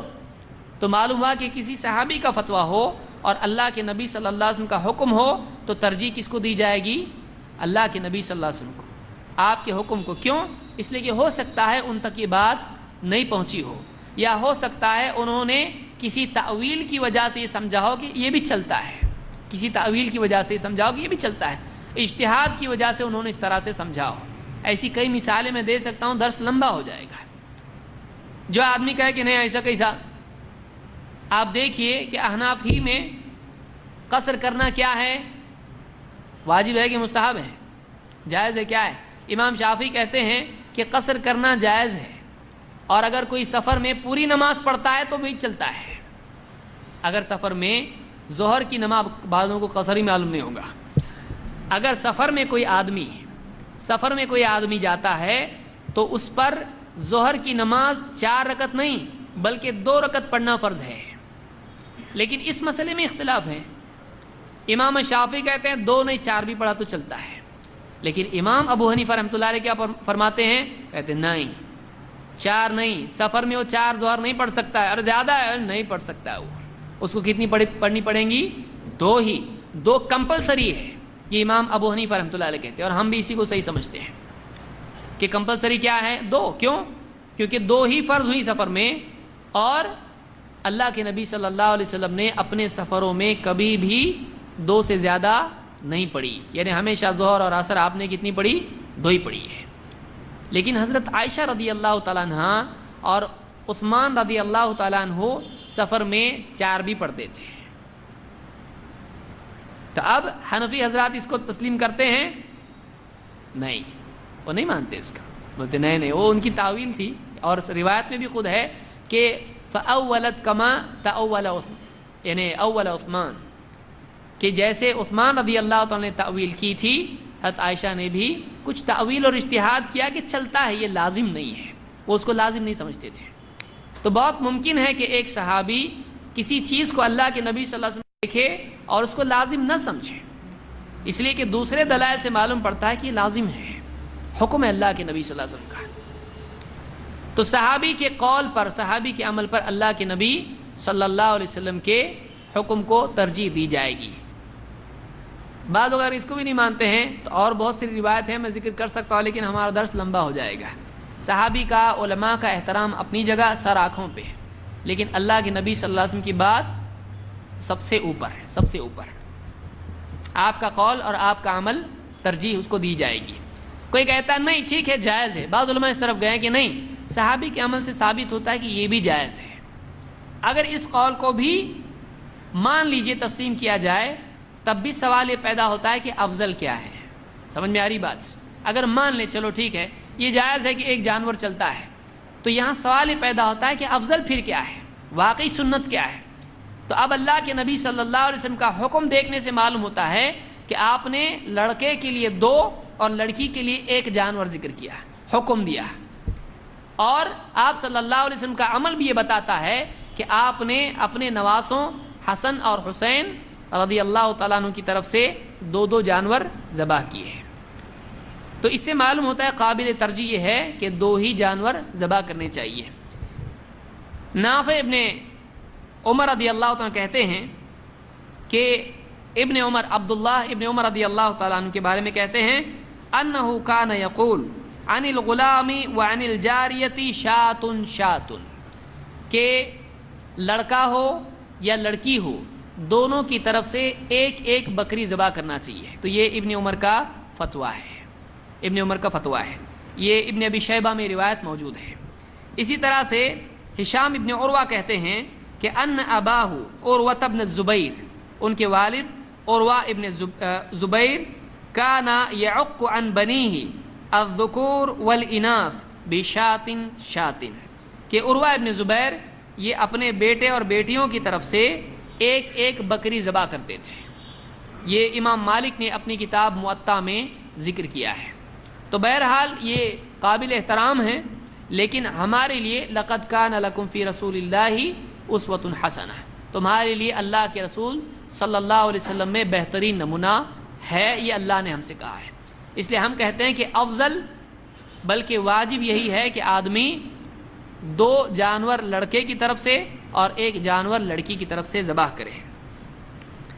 اور یہی بات حضرت عائشہ کی روایت سے بھی سامنے آتی ہے، فرماتی ہیں ان رسول اللہ صلی اللہ علیہ وسلم امرہم، اللہ کے رسول صلی اللہ علیہ وسلم نے ان کو حکم دیا، مسلمانوں کو حکم دیا، عن الغلام شاتان مکافئتان وعن الجاریۃ شات، کہ لڑکے کی طرف سے 2 بکریاں ذبح کی جائیں اور لڑکی کی طرف سے 1۔ یہ فرق کیا گیا، یہ ترمذی کی روایت اور صحیح روایت ہے۔ ایک روایت میں اور ڈاؤٹ پیدا ہوتا ہے، چونکہ تحقیقی اعتبار سے ہم دیکھ رہے ہیں، اس لیے ما لہ و ما علیہ دونوں دیکھنا پڑتا ہے کہ اس کی دلیل کیا ہے، اس کی دلیل کیا ہے، ہم ایسا دیکھتے ہیں اور پھر ہم نتائج پر پہنچنے کی کوشش کرتے ہیں تاکہ بات بالکل واضح ہو جائے۔ ایک روایت سے ایسا لگتا ہے کہ اللہ کے نبی صلی اللہ علیہ وسلم نے حضرت حسن حسین دونوں کی طرف سے 1 جانور ذبح کیا ہے، لیکن علماء نے اس روایت کو شاذ کہا ہے، یہ روایت صحیح نہیں ہے، یہ روایت ضعیف ہے۔ شاذ روایت کس کو کہتے ہیں؟ شاذ روایت اس روایت کو کہتے ہیں جس میں راوی معتبر ہوں لیکن اپنے سے زیادہ معتبر راویوں سے ہٹ کے روایت بیان کریں۔ راوی معتبر ہیں لیکن اور معتبر راوی کہہ رہے ہیں کہ نہیں ایسا نہیں، ایسا تھا۔ آپ بتائیے اللہ کے نبی صلی اللہ علیہ وسلم نے حسن و حسین کے کتنے عقیقے کیے؟ 1 سے زیادہ عقیقے ہوتے ہیں؟ نہیں، 1 ہی بار ہوتا ہے۔ تو ایک روایت میں آیا کہ ابن عباس فرماتے ہیں ان رسول اللہ صلی اللہ علیہ وسلم عق عن الحسن والحسین کبشن کبشن، اللہ کے رسول صلی اللہ علیہ وسلم نے حسن و حسین کی طرف سے 1 بکری ذبح کی عقیقے میں۔ لیکن اس سے زیادہ مضبوط روایت ہے جو سنن نسائی کی ہے، خود ابن عباس ہی کہتے ہیں عق رسول اللہ صلی اللہ علیہ وسلم عن الحسن والحسین رضی اللہ عنہما بکبشین کبشین، کہ اللہ کے رسول صلی اللہ علیہ وسلم نے حسن و حسین کی طرف سے 2 مینڈھے 2 جانور ذبح کیے۔ تو آپ بتائیے 1 کیے کہ 2 کیے؟ روایات میں جب اس طرح سے تضاد ہو جائے تو دیکھا جاتا ہے کہ کون سی روایت کیا ہے، مضبوط ہے، کون سی روایت قوی ہے سند کے اعتبار سے۔ یہاں یہ نہیں بول سکتے ہیں کہ 1 بار 1 کیے، 1 بار 2 کیے، ایسا نہیں بول سکتے ہیں۔ کیوں؟ عقیقہ کتنی بار ہوا؟ 1 بار، یا تو 1 کیے یا تو 2 کیے۔ تو ایسی صورت میں ترجیح دینا پڑتا ہے۔ اس لیے علماء نے کہا کہ یہاں پر 2 والی روایت قوی ہے، اس لیے کہ اس کے راوی قوی ہیں اس کے مقابلے میں۔ نمبر 2، آپ صلی اللہ علیہ وسلم کا حکم بھی کیا ہے؟ دوسری سپورٹیو روایتیں ہیں، آپ نے حکم کیا دیا؟ لڑکی کی طرف سے 2، لڑکی کی طرف سے 1۔ تو آپ کا حکم، آپ کا عمل دونوں ملانے سے معلوم ہوتا ہے کہ 2 کیا ہے؟ راجح ہے۔ سمجھ میں آ رہا ہے کیسا نتیجے پہ پہنچتے ہیں؟ تو اس سے یہ معلوم ہوتا ہے کہ یہ روایت زیادہ قابل ترجیح ہے کہ 2 جانور لڑکے کی طرف سے اور 1 لڑکی کی طرف سے. اور اس سے پہلے حضرت عائشہ کی اور ایک روایت گزر چکی ہے، اس میں بھی 2 ہی کا ذکر ہے، جس میں حضرت فاطمہ کو منع کیا اور آپ نے عقیقہ کیا. سوال یہ ہے کہ اگر کسی کے جڑواں بچے پیدا ہو تو وہ کیا کرے؟ آپ نے یہ تو سوچا ہی نہیں ہم نے کبھی، لیکن جس کے جڑواں ہوئے اس کو معلوم پڑتا ہے. اگر آج بولے ایک ساتھ 2 آئے نا تو ایک بار 2 چلیں گے کہ نہیں چلیں گے؟ تو ایسا نہیں ہے، بلکہ کسی کے ہاں اگر ایک ساتھ 2 بچے پیدا ہوں تو ہر ایک پر عقیقہ ہے. یعنی دونوں گروی ہو گئے نا ایک ساتھ، تو دونوں کو چھڑانے کا ایک لو ایک لاؤ ادھر، بہت ہو گیا ہم کو. تو اگر 2 ایک ساتھ بچے پیدا ہوں تو دونوں پر عقیقہ ہے. ایک کا عقیقہ کر کے دوسرا چھٹی نہیں پا، ایک کی ٹکٹ پہ دوسرے کو چھٹی نہیں ملے گی. تو اس طرح سے دونوں کا عقیقہ ضروری ہے. ابن عبد البر اپنی کتاب التمہید میں کہتے ہیں، جو موطا کی شرح ہے، کہتے ہیں کہ وقال اللیث ابن سعد فی المرأة تلد ولدین فی بطن واحد انه يعق عن كل واحد منهما. لیث ابن سعد، امام اللیث ابن سعد، یہ بڑے امام گزرے ہیں، لوگوں کو معلوم ہی نہیں یہ بھی کوئی امام تھے کہ نہیں تھے. لیث ابن سعد کون ہیں؟ لیث ابن سعد وہ امام ہیں کہ جن سے ملاقات کے بعد جو مصر کے امام تھے، امام شافعی نے اپنے کئی اقوال چھوڑ دیے اور نیا قول اختیار کیا. یہ ایسے ٹاپ لیول کے امام ہیں لیث ابن سعد. یہ مصر کے رہنے والے تھے. امام شافعی کے بارے میں مشہور ہے کہ ان کے 2 فتوے اکثر ملتے ہیں. ایک ہی چیز کے بارے میں امام شافعی کے کیا ہیں، ہمیشہ بہت ساری چیزوں میں 2 فتوے ملتے ہیں الگ الگ. ایک کو کہتے ہیں قول قدیم اور ایک کو کہتے ہیں، دوسرے کو کہتے ہیں قول جدید. پرانا قول، نیا قول. ہم نے اس سے پہلے دیکھا رجوع. امام شافعی نے کئی اقوال سے اپنے رجوع کیا. کیوں کیا؟ جب مصر گئے، لیث ابن سعد سے ملاقات ہوئی، کافی بحث مباحثہ ہوا، ان سے کئی روایتیں ملی، تو امام شافعی نے اپنے کئی اقوال سے رجوع کیا. تو یہ وہ امام ہیں. تو کہتے ہیں لیث ابن سعد نے کہا کہ ایک عورت، یہ بہت بڑے فقیہ تھے اور بہت اونچے درجے کے امام تھے، لیکن لوگوں کو معلوم نہیں، لوگ 4 ہی کو پکڑے ہوئے ہیں. ہم کہتے ہیں 4 سے تھوڑا باہر نکلو، اور بھی امام ہیں، بہت امام ہیں. لوگ بولتے ہیں 4 امام کو نہیں مانتے. ہم بولتے ہیں 4 کو نہیں، ہم ساروں کو مانتے ہیں. 4 سے زیادہ کو ہم مانتے ہیں. 4 ہی ہمارا اتنا غریب اسلام، 4 ہی بس، اس کے بعد کوئی امام نہیں، اس کے علاوہ کوئی امام نہیں. ہم تو بہت سارے امام پیدا ہوئے ہیں، لیکن مسلمانوں کو معلوم نہیں ہے. اور جو 4 کو ماننے والے ہمارے بھائی ہیں، 4 کے نام بھی معلوم نہیں ہوتے ہیں. آپ پوچھ کے دیکھیے کتنوں کو معلوم ہے. دیکھیے اگر آپ پوچھیں گے تو آپ کو بہت ممکن ہے جواب ملے گا، اتنا ڈیپ میں مت جاؤ، گمراہ ہو جائیں گے. اور ایسا ہوا ہے. ہمارے ایک بھائی گئے کہ امام صاحب کے پاس، پوچھے ان کو تو بولا بہت ڈیپ مت جاؤ، گمراہ ہو جائیں گے. تو اس امام ابو حنیفہ کا نام پوچھنے کو گئے تھے. وہ جا کے بولے امام ابو حنیفہ کا نام بتاؤ کیا ہے. بولے اتنا ڈیپ مت جاؤ، گمراہ ہو جائیں گے. ٹھیک ہے، اگر نام معلوم کرنا گمراہی ہے تو آپ بتائیے، پھر کام سے تو کتنا گمراہ ہو جائیں گے. لیث ابن سعد کہتے ہیں ایک عورت جس کے ایک ہی پیٹ سے 2 بچے پیدا ہو، یعنی ایک ساتھ 2 بچے پیدا ہو جائیں، اس کو کہتے ہیں کہ ہر ایک کی طرف سے عقیقہ کرنا پڑے گا. اور امام ابن عبد البر، ابو عمر ابن عبد البر کہتے ہیں ما اعلم عن احد من فقهاء الامصار خلافا في ذلك. کہتے ہیں اس مسئلے میں جتنے بھی امصار ہیں، جتنے بھی علاقے سرزمین پر ہیں، مسلمانوں کے جتنے ممالک ہیں، ان میں جتنے علماء ہیں، جتنے فقہاء ہیں، ان میں کسی کا اختلاف اس سلسلے میں نہیں جانتا ہوں. یعنی سب کا یہی قول ہے کہ اگر ایک ساتھ بچے 2 پیدا ہو جائیں تو ہر ایک کا عقیقہ کرنا پڑے گا. وہ جڑواں بچوں کا بھی عقیقہ کرنا پڑے گا، دونوں کا. یعنی 2 لڑکے اگر پیدا ہوئے تو بہت بڑی خوشی اور مہنگا معاملہ ہے. 4 بکرے کا معاملہ ہے یہاں پہ. 4 یہاں بھی 4 آ رہا. دیکھو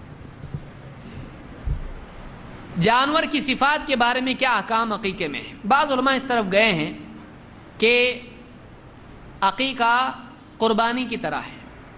جیسے قربانی میں جانور میں یہ عیب نہیں ہونا چاہیے، جانور کانا نہ ہو، جانور بیمار نہ ہو، لنگڑا نہ ہو، اور جانور ایک دم مریل نہ ہو، ایک دم گوشت کم اس میں ہے، ایسا جانور نہ ہو کہ اس کو ذبح کرے تو کچھ بھی نہیں نکلے گا. اگر ایسا جانور ہے تو ایسا جانور نہیں چلتا ہے. تو ظاہر بات ہے قربانی میں ایسا جانور نہیں چلتا ہے. لیکن کیا یہ شرط عقیقہ میں بھی ہے؟ تو عقیقہ کے لیے اس طرح کی کوئی شرط نہیں آئی ہے۔ عقیقہ کے بارے میں جب آپ صلی اللہ علیہ وسلم نے کہا عقیقہ کرنا ہے تو آپ نے کہیں اس بات کو ذکر نہیں کیا کہ اس کی عمر اتنی ہونی چاہیے، 1 سال کا ہونا چاہیے، یا لنگڑا نہیں ہونا چاہیے، یوں نہیں ہونا چاہیے، یوں۔ آپ صلی اللہ علیہ وسلم نے کچھ بھی اس بارے میں نہیں کہا۔ تو بعض علماء اس طرف گئے ہیں جیسے کہ ابن حزم، انہوں نے کہا کہ اگر اس طرح کا کوئی عیب بھی جانور میں ہے تو چلتا ہے، اس لیے کہ اس کے لیے کوئی دلیل نہیں ہے۔ لیکن عام طور سے علماء اس طرف گئے ہیں کہ نہیں، ایسا جانور ذبح نہ کیا جائے جو عیب دار ہو، ایسا جانور ذبح نہ کیا جائے جو عیب دار ہو۔ لیکن راجح قول اس میں یہی ہے کہ اس طرح کی کوئی شرط عقیقہ میں نہیں ہے، اس لیے کہ شرط اللہ کے رسول صلی اللہ علیہ وسلم کی طرف سے جب نہیں ہے تو ہم اپنی طرف سے نہ لگائیں۔ ورنہ کوئی آدمی بھی بول سکتا ہے کہ کھانے کے لیے اگر ذبح کرنا ہے تو وہ بھی 1 سال کا ہونا چاہیے، کر سکتے ہیں ایسا؟ نہیں۔ کوئی بولے گا دیکھو قربانی میں نہیں چلتا تو تم ایسا کیسے ذبح کر رہے ہو اس کو؟ وہ بولے گا، وہ جواب کیا دے گا؟ وہاں شرط آئی ہے، یہاں نہیں آئی ہے، تو ہم یہاں بھی وہی کہیں گے، وہاں شرط آئی ہے، یہاں آئی ہے، تو پھر کائے کو تم کر رہے ہو اس کو؟ وہاں وہ شرط نہیں ہے، جہاں شرط نہیں بتائی گئی ہے ہم زبردستی اپنی طرف سے شرط نہیں لگا سکتے ہیں۔ اسی لیے ابن حجر نے اس سلسلے میں یہی بات کہی ہے، اور انہوں نے یہی کہا کہ یہ سب قیاس کی بنیاد پر کہا گیا ہے، اگرچہ یہ راجح ہے، بہتر ہے کہ کریں، دیکھیں، اچھا جانور دیکھیں، کوئی شک اس میں نہیں کہ اچھا ہی جانور دیکھیں، لیکن اگر کوئی آدمی ایسا جانور ذبح کر دے جس میں کوئی عیب تھا تو اس کا عقیقہ ادا ہو گیا کہ نہیں ہو گیا؟ ہو گیا، اس کے بارے میں ہم ممانعت نہیں کر سکتے ہیں اس کی۔ جانور کی صفات کے بارے میں کیا کیا صفات ہیں؟ جانور نر ہو یا مادہ ہو، بکرا ہو یا بکری ہو، تو عقیقے میں کیا چلتا ہے؟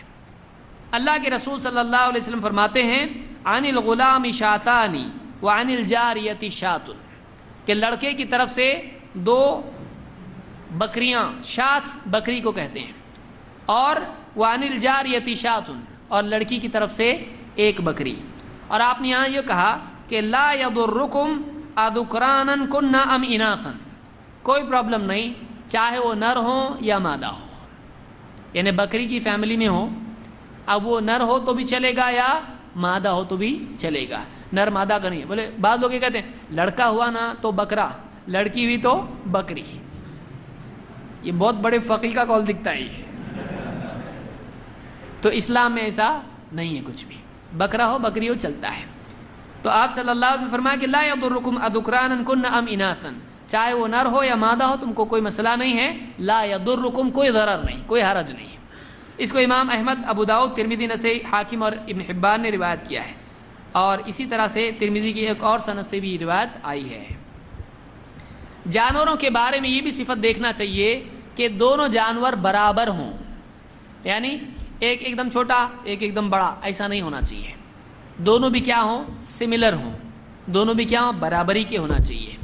اسی لیے اللہ کے رسول صلی اللہ علیہ وسلم نے فرمایا عن الغلام شاتان مکافئتان وعن الجاریۃ شات، یعنی جو لڑکا ہے اس کی طرف سے آپ عقیقہ کر رہے ہیں تو 2 جانور ہوں گے، تو آپ نے کیا فرمایا؟ دیکھیے 2 کی دلیل اور ایک یہ بھی مل رہی ہے ہم کو کہ 2 ہوں، کیسے ہونے چاہیے؟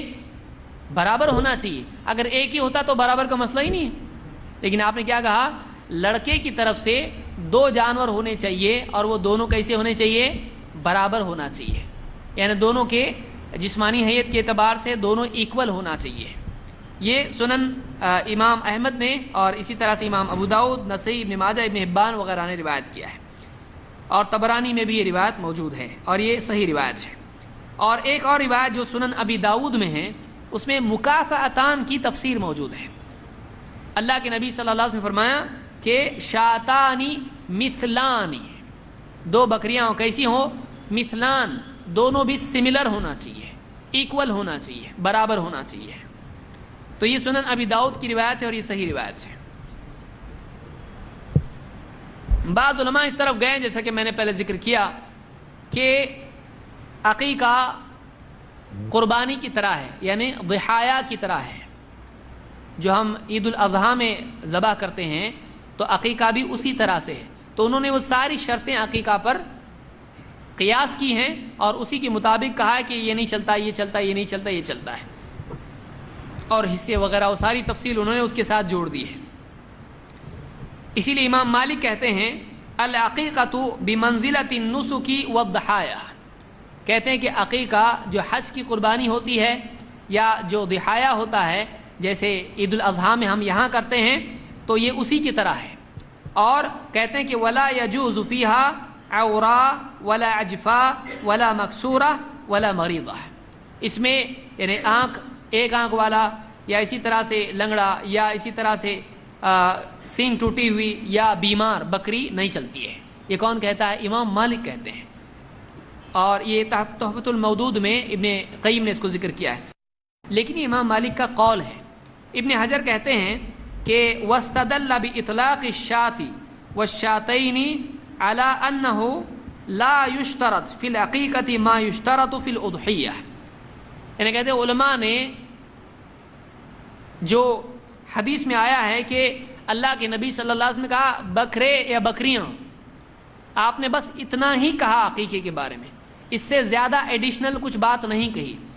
اگر کہی تو بس اتنا کہا کہ دونوں ایکول ہونا چاہیے، اور آپ نے چھوٹ دے دی بکرا ہو یا بکری، تو یہ کچھ صفات آپ نے بیان کی ہیں. اگر اور صفات اس میں مشروط ہوتی تو آپ بیان کرتے، لیکن آپ نے بکرا یا بکری اس پہ چھوڑ دیا، اور ایڈیشنل کوئی کوالٹیز اس کی بتائی، جانور کی کوئی کنڈیشنز اس میں بتائی نہیں. تو ابن حجر کہتے ہیں کہ بعض علماء نے آپ صلی اللہ علیہ وسلم کے بس بکرا یا بکری کہہ دینے سے یہ دلیل لی ہے کہ اس میں اور کوئی کنڈیشن ضروری ہے نہیں. ہاں قربانی میں لگتی ہے، لیکن اس میں آپ نے ذکر نہیں کیا، وہاں آپ نے ذکر کیا، یہاں نہیں کیا. تو بعض علماء اس طرف گئے کہ کوئی کنڈیشن دیکھی نہیں جائے گی، اتنی جتنی آپ نے بیان کی ہے. اور کہتے ہیں کہ وفیہ وجہان للشافعیہ، کہتے ہیں کہ شافعیوں میں بھی اس میں دو قول ہیں. کچھ شافعی کہتے ہیں نہیں شرط دیکھنا چاہیے، کچھ شافعی کیا کہتے ہیں نہیں کچھ دیکھنا نہیں چاہیے، بس چلتا ہے، بکرے ہوئے بکری بس ایکول ہونا چاہیے بس، اور کوئی شرط نہیں. اور ابن حجر کہتے ہیں وَهُوَ بِالْقِيَاسِ لَا بِالْخَبَرِ، اور یہ جو ساری شرطیں بیان کی گئی ہیں یہ صرف قیاس کی بنیاد پر ہیں، کوئی دلیل اس کی نہیں ہے. تو ہم دلیل والے ہیں، ہم کہتے ہیں کہ بھائی اللہ کے نبی صلی اللہ علیہ وسلم نے جب قربانی میں بتایا شرط یہ ہے، عقیقے میں نہیں بتایا، اور روزانہ کھانے کے لیے بھی نہیں بتایا شرط کیا ہے. تو جب کھانے کے لیے شرط نہیں تو ہم شرط بناتے ہیں اس کے لیے نہیں، پھر عقیقے میں نہیں ہے تو ہم بھی بناتے ہیں نہیں. تو یہ زیادہ راجح قول ہے کہ کوئی شرط اس میں نہیں ہے. البتہ کوشش کرے آدمی کہ اچھے سے اچھا جانور لے، کہ بچے کی طرف سے جب قربانی کر رہا ہے اچھا دیکھے، لیکن شرط ہے کیا نہیں ہے. گورا بکرا ہو ایک دم کوئی شرط نہیں، سینگ ایسے ہو ایک دم دیکھتے ہی آدمی ڈر جائے، کچھ ضروری نہیں ہے. ہائٹ اتنی ہو کچھ ضروری نہیں ہے. آپ دیکھیں لوگوں میں کسی کی بکری چھوٹی ہوتی ہے قربانی کی، کسی کی بڑی ہوتی ہے، اب بولے نہیں میرے جیسی بڑی ہونا چاہیے، دیکھو میرے کندھے تک آ رہی ہے. تو ایسی کوئی شرط آدمی اپنی طرف سے لگا سکتا ہے؟ ہم اپنی طرف سے دین کے معاملات میں شرط لگا سکتے ہیں نہیں. جنہوں نے شرط لگائی کسی دلیل کی بنیاد پر نہیں لگائی، انہوں نے قیاس کی بنیاد پر لگائی ہے. لیکن ہم دیکھیں گے کہ قیاس کرنا صحیح نہیں ہے اس مسئلے میں، کیونکہ قیاس ایکول میں ہوتا ہے. یہاں یہ دونوں کا معاملہ ایک جیسا نہیں. دیکھیں گے 5 باتیں دیکھیں گے اس میں. اور آگے آئیے، کیا عقیقے میں اشتراک چلتا ہے؟ اشتراک کیا عقیقے میں حصے چلتے ہیں؟ چلو ایک گائے لے لیں گے اور ایک گائے میں 7 بچوں کا عقیقہ، ایک اونٹ لے لیں گے، ایک اونٹ میں 7 بچوں کا عقیقہ. تو بعض اوقات لوگ اور بہت سارے لوگ اس کو صحیح مانتے ہیں. کیوں؟ وجہ کیا ہے؟ وجہ اس کی یہ کہ وہ قیاس کرتے ہیں، کہتے دیکھو قربانی میں جب چلتا ہے حصہ تو اس میں بھی چلتا ہے، قربانی میں چلتا ہے تو اس میں بھی چلتا ہے. لیکن یہ صحیح بات نہیں ہے، یہ بات صحیح نہیں ہے. اور بہت سارے اگر آپ بتائیے حصے کا مسئلہ بڑا مشکل ہے. آپ سوچیں، آپ بتائیے کہ عقیقہ کون سے دن کرنا ہے؟ 7ویں. اب آپ کے پوری گلی میں عقیقے کے لیے اس دن برابر ٹوٹل 7 کے حساب سے بچے ہونے چاہیے. آپ کو کیا کرنا پڑے گا؟ میرا لڑکا، چچا کی بیٹی 2، ایک ہوا 3، پھر دشمن کا لڑکا اس کے ہوئے 5، اور اجنبی کا ایک لڑکا ہوئے 7. ایسے ٹوٹل 7 حصے آپ کو کرنے پڑیں گے. انہیں آپ کو ڈھونڈتے پھرنا پڑے گا، بھائی بچہ ہے، بھائی بچہ ہے. کیوں؟ حصہ بنانا ہے میرے کو. حصے کا معاملہ سمجھ میں بھی نہیں آتا ہے. کہ برابر ایگزیکٹلی ہر علاقے میں اس کے حساب سے 7 بچے کا حصہ بنے گا، کیونکہ لڑکی کا 1 حصہ اور لڑکے کے 2 حصے ہیں، تو 7 بنانے پڑیں گے آپ کو۔ اب آپ کو 7 بنانے کے لیے پورے گاؤں میں ڈھونڈنا پڑے گا بچے کس کو ہے بھائی بتاؤ ذرا، آپ کو گاؤں میں پورا رکھنا پڑے گا رجسٹریشن، جس کو بھی بچہ ہے فوراً فون کر کے بولے ٹوٹل مارنے کے لیے ہم کو چاہیے یہاں پہ، ہاں بھائی ہے 2 بچے ہیں، دیکھو ادھر ہے ادھر جاؤ تو بچے ہیں۔ حصے کا مسئلہ ہی رکھا نہیں اسلام نے، جانور لاؤ ذبح کرو ختم ہو گیا مسئلہ۔ اگر حصہ رکھ دیا جاتا تو 7ویں دن کرنا ایک مصیبت بن جاتی ہے کہ نہیں، ڈھونڈتے پھرنا پڑا ہوتا گاڑی لے کے، پورا ہاسپٹل جاؤں کیا حصے ڈھونڈنے جاؤں۔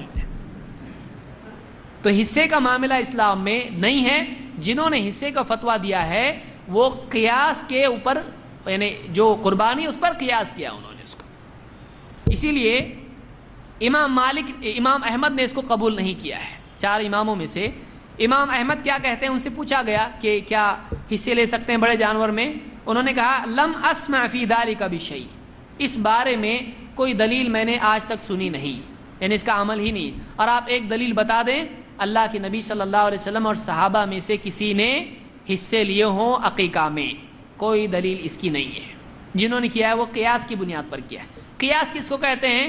ایک چیز پہ دوسرے کو جج کرنا، یہ ایسا ہے تو یہ بھی ایسا ہونا چاہیے، ایک چیز کو دوسرے کیس میں کاپی کرنا۔ اب یہ پورا سمجھانے کو ٹائم لگے گا قیاس کیا ہے۔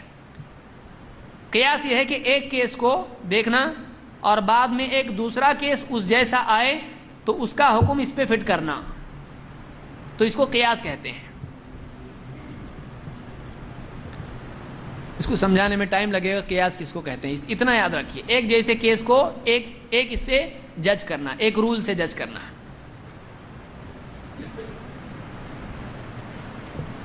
ابن قیم کہتے ہیں سنت رسول اللہ صلی اللہ علیہ وسلم احق و اولا ان تتبع، اللہ کے رسول صلی اللہ علیہ وسلم کی سنت زیادہ حقدار ہے کہ اس کی اتباع کی جائے۔ اللہ کے رسول صلی اللہ علیہ وسلم کی سنت کیا ہے، آپ کا طریقہ کیا ہے؟ لڑکے کی طرف سے 2 بکرے یا بکری اور لڑکی کی طرف سے 1، یہ زیادہ حقدار ہے کہ ہم اس پر چلیں۔ وَهُوَ الَّذِي شَرَعَ الْإِشْتِرَاكَ فِي الْهَدَايَا، اللہ کے نبی صلی اللہ علیہ وسلم نے قربانی کے جانوروں میں اشتراک کو جائز قرار دیا، لیکن وَشَرَعَ فِي الْعَقِيقَةِ عَنِ الْغُلَامِ دَمَيْن مُسْتَقِلَّيْن، کہتے ہیں لیکن آپ نے عقیقے میں 2 خون لڑکے کی طرف سے مشروع کیے۔ قربانی میں تو آپ نے بتایا وہاں پر حصہ چلے گا، لیکن یہاں پر آپ نے عقیقہ میں کیا کہا؟ ایک لڑکے کی طرف سے 2 مستقل جانور چاہیے، اور کہتے ہیں کہ لا یقوم مقامہما جزور ولا بقرۃ، اور ان 2 کے بدلے میں نہ اونٹ کافی ہو سکتا ہے اور نہ ان کے بدلے میں گائے کافی ہو سکتی ہے۔ یہ کون کہہ رہا ہے؟ ابن قیم رحمۃ اللہ علیہ تحفۃ المودود میں کہتے ہیں۔ تو معلوم ہوا کہ یہ سارا معاملہ قیاس کی بنیاد پر ہے، جو ہم کو نبی نے بتایا کرنے کا، چھٹی ختم ہو گیا، آزاد ہو گیا آدمی۔ اپنی طرف سے خواہ مخواہ آدمی نئے چیزیں نکالے گا، مصیبت آئے گی۔ اگر ایک طرف ایک عالم کا فتویٰ ہے، دوسری طرف دوسرے عالم کا بھی فتویٰ ہے، تو آپ کس کے فتوے کو مانو گے؟ ہمارا منہج یہ ہے کہ ہم اس عالم کے فتوے کو مانتے ہیں جس کا فتویٰ اللہ کے نبی صلی اللہ علیہ وسلم کے قول و عمل سے زیادہ میچ ہوتا ہے، اور اس کے مطابق معلوم ہوتا ہے کہ ہم کو 2 اور 1 ہی کی گنتی یاد رکھنا چاہیے، 7 والی گنتی یاد نہیں رکھنا چاہیے۔ اسی طرح سے کبھی ایسا ہو سکتا ہے کہ کسی کے ہاں بچہ پیدا ہو اور اس کا عقیقہ عین قربانی کے دن آ جائے، تو کیا وہ ایک تیر سے 2 شکار کر سکتا ہے؟ کیا وہ ایسا کر سکتا ہے کہ قربانی اور عقیقہ دونوں میں ایک ہی چیز کی نیت کر لے؟ بعض علماء اس طرف گئے کہ ایسا کر سکتے ہیں، اور بعض علماء نے کہا کہ ایسا نہیں کر سکتے ہیں۔ امام احمد کے اس سلسلے میں 3 اقوال ہیں۔ ایک کہتے ہیں کہ عبداللہ ابن احمد اپنے والد سے روایت کرتے ہیں، امام احمد کے بیٹے کہتے ہیں کہ سألت ابی عن العقیقۃ یوم الاضحیٰ، میں نے اپنے باپ سے قربانی کے دن، عید الاضحیٰ کے دن عقیقے کے بارے میں پوچھا۔ تجزئ ان تکون اضحیۃ و عقیقۃ، کہا کہ کیا عقیقہ اور قربانی دونوں کی نیت سے ایک جانور چل جاتا ہے؟ قال اما اضحیہ و اما عقیقہ علی ما سمیہ، انہوں نے کہا کہ یا تو عقیقہ ہے یا تو قربانی ہے، جو نام لے گا وہ ہوگا، کیونکہ نام لینا پڑتا ہے، یعنی قربانی ہے جو نیت اس نے کی ہے، عقیقہ کی ہے تو عقیقہ ہے، اور اضحیہ کی ہے تو اضحیہ کی ہے، ایک ساتھ دونوں نہیں کر سکتے ہیں۔ تو اس طرح سے امام احمد سے اس کا یہ قول آیا کہ نہیں، اور بعض روایت ان سے یہ بھی آئی کہ چلتا ہے، اس لیے ابن قیم کہتے ہیں کہ ثلاث روایات عن ابی عبداللہ احمد بن حنبل احداها اجزاؤها عنہما والثانیہ وقوعها عن احدہما والثالثہ التوقف۔ امام احمد کا ایک قول یہ ہے کہ دونوں چلتے ہیں، ایک قول ہے کہ دو میں سے ایک ہی چلتا ہے، ایک ہے کہ نہیں معلوم۔ تو یہاں پر جو ہے یہ تین قول امام احمد سے، تو یہاں بھی کنفیوژن ہے۔ امام مالک نے صاف اس کا انکار کر دیا ہے۔ امام مالک سے پوچھا گیا کہ وسئل مالک عن رجل كان سابع ابنه يوم الاضحى وليس عنده الا شاة هل تجزئ عنه في العقيقة والاضحية، کہتے ہیں کہ امام مالک سے پوچھا گیا کہ بچے کا 7واں دن قربانی کا دن ہے اور اس کے پاس ایک ہی بکری ہے، کیا اس کی طرف سے عقیقہ اور قربانی دونوں ہو جائے گی ایک ہی جانور میں؟ فقال بل يعق بها، انہوں نے کہا کہ نہیں، بلکہ اس کو چاہیے کہ اس کا عقیقہ کرے، یعنی عقیقہ باقی ہے اس پر، قربانی اور عقیقہ ایک ساتھ ایک جانور میں جمع نہیں ہوگا، اس کو عقیقہ کرنا چاہیے۔ تو اس سے معلوم ہوا، یہ البیان و تحصیل میں اس کو ابو الولید محمد ابن احمد ابن رشد القرطبی نے ذکر کیا ہے۔ تو علماء میں اس میں اختلاف ہے۔ صحیح بات یہ ہے کہ عقیقہ الگ ہے اور قربانی الگ ہے۔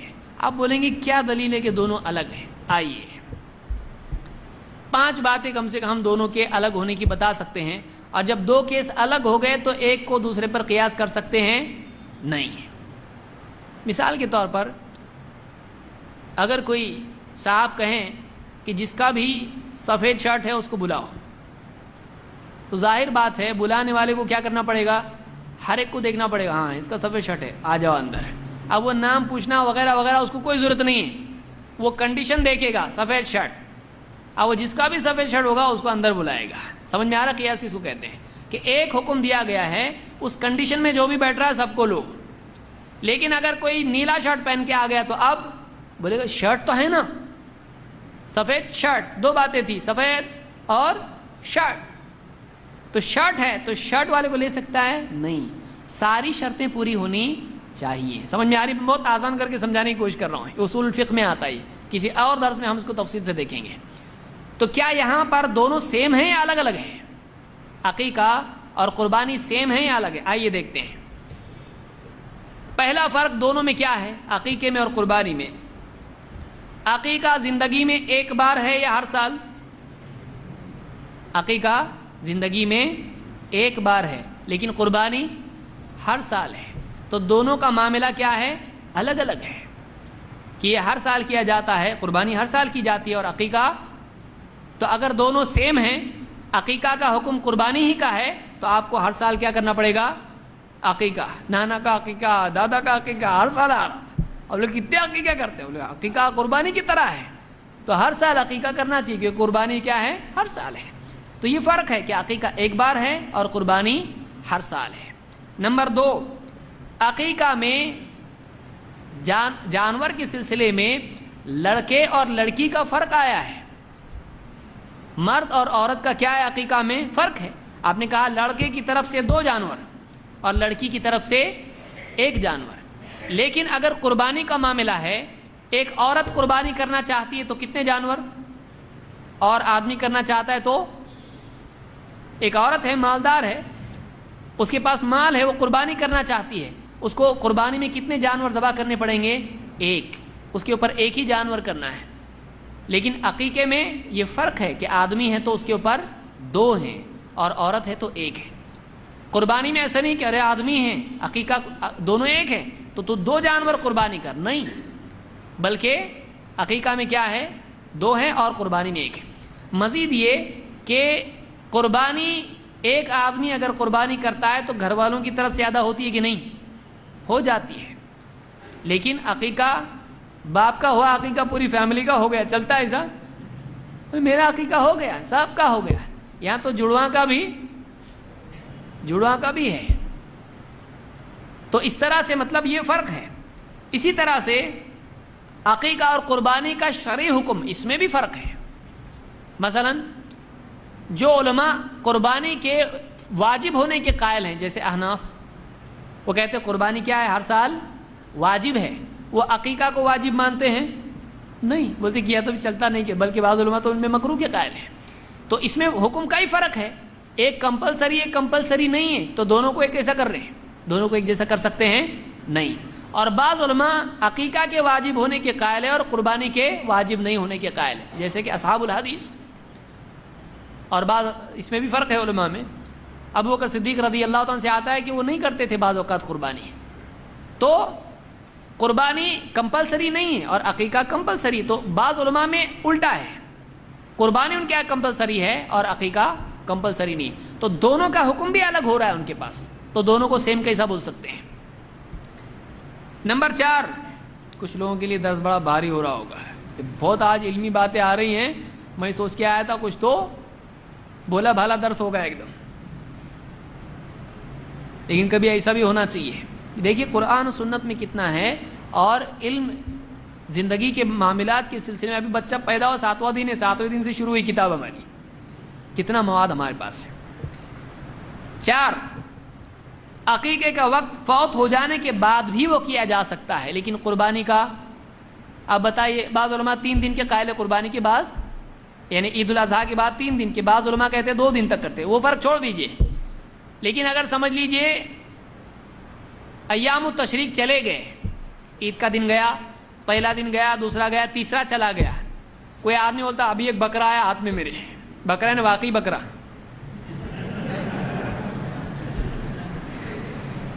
تمثیلی نہیں، اصل کا بکرا، سینگ والا بکرا آیا، اب وہ قربانی کے دن گزر جانے کے بعد 1 ہفتہ چلا گیا، اب قربانی کر سکتا ہے؟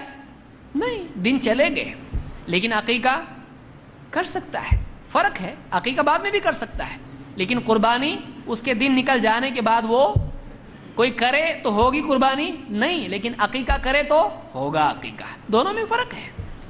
اسی طرح سے بعض علماء مثلا احناف کے نزدیک قربانی کے لیے نصاب ضروری ہے۔ حنفی علماء کیا کہتے ہیں کہ زکوٰۃ اتنی نکلتی ہو، صاحب نصاب ہو تو اس پر قربانی ہے کہ نہیں ہے؟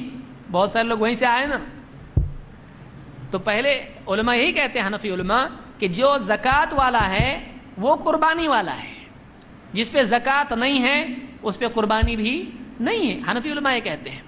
لیکن عقیقے میں دیکھا جائے گا کہ صاحب نصاب ہے، تو عقیقے کے لیے صاحب نصاب کی کوئی شرط نہیں ہے، نہ حدیث میں آئی نہ علماء اس کے قائل ہیں، تو عقیقہ الگ ہے اور قربانی الگ ہے۔ تو یہ 5 فرق تو کم سے کم ہیں، کہ عقیقے کے لیے کچھ اور شرائط ہیں، قربانی کے لیے کچھ اور شرائط ہیں، تو عقیقہ اور قربانی کو زبردستی گلے ملانا، وہ نہیں بول رہے ہم لوگ الگ ہیں، تو بھی زبردستی آدمی دونوں کو ایک کر دے تو یہ غلطی ہے، یہ علمی غلطی ہے، یہ صحیح نہیں۔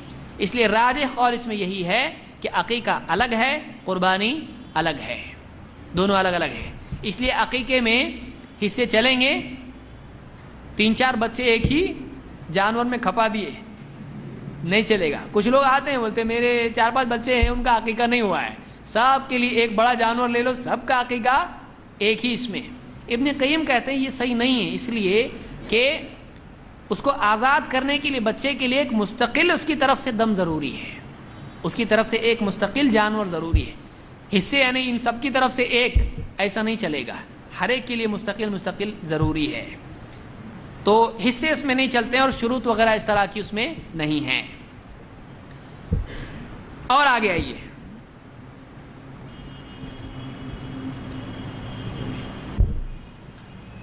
عقیقے میں بڑا جانور چلتا کیا؟ چلو ٹھیک ہے، ہم حصے نہیں لے رہے، ٹوٹل ایک جانور دیے تو چلتا کیا ہے؟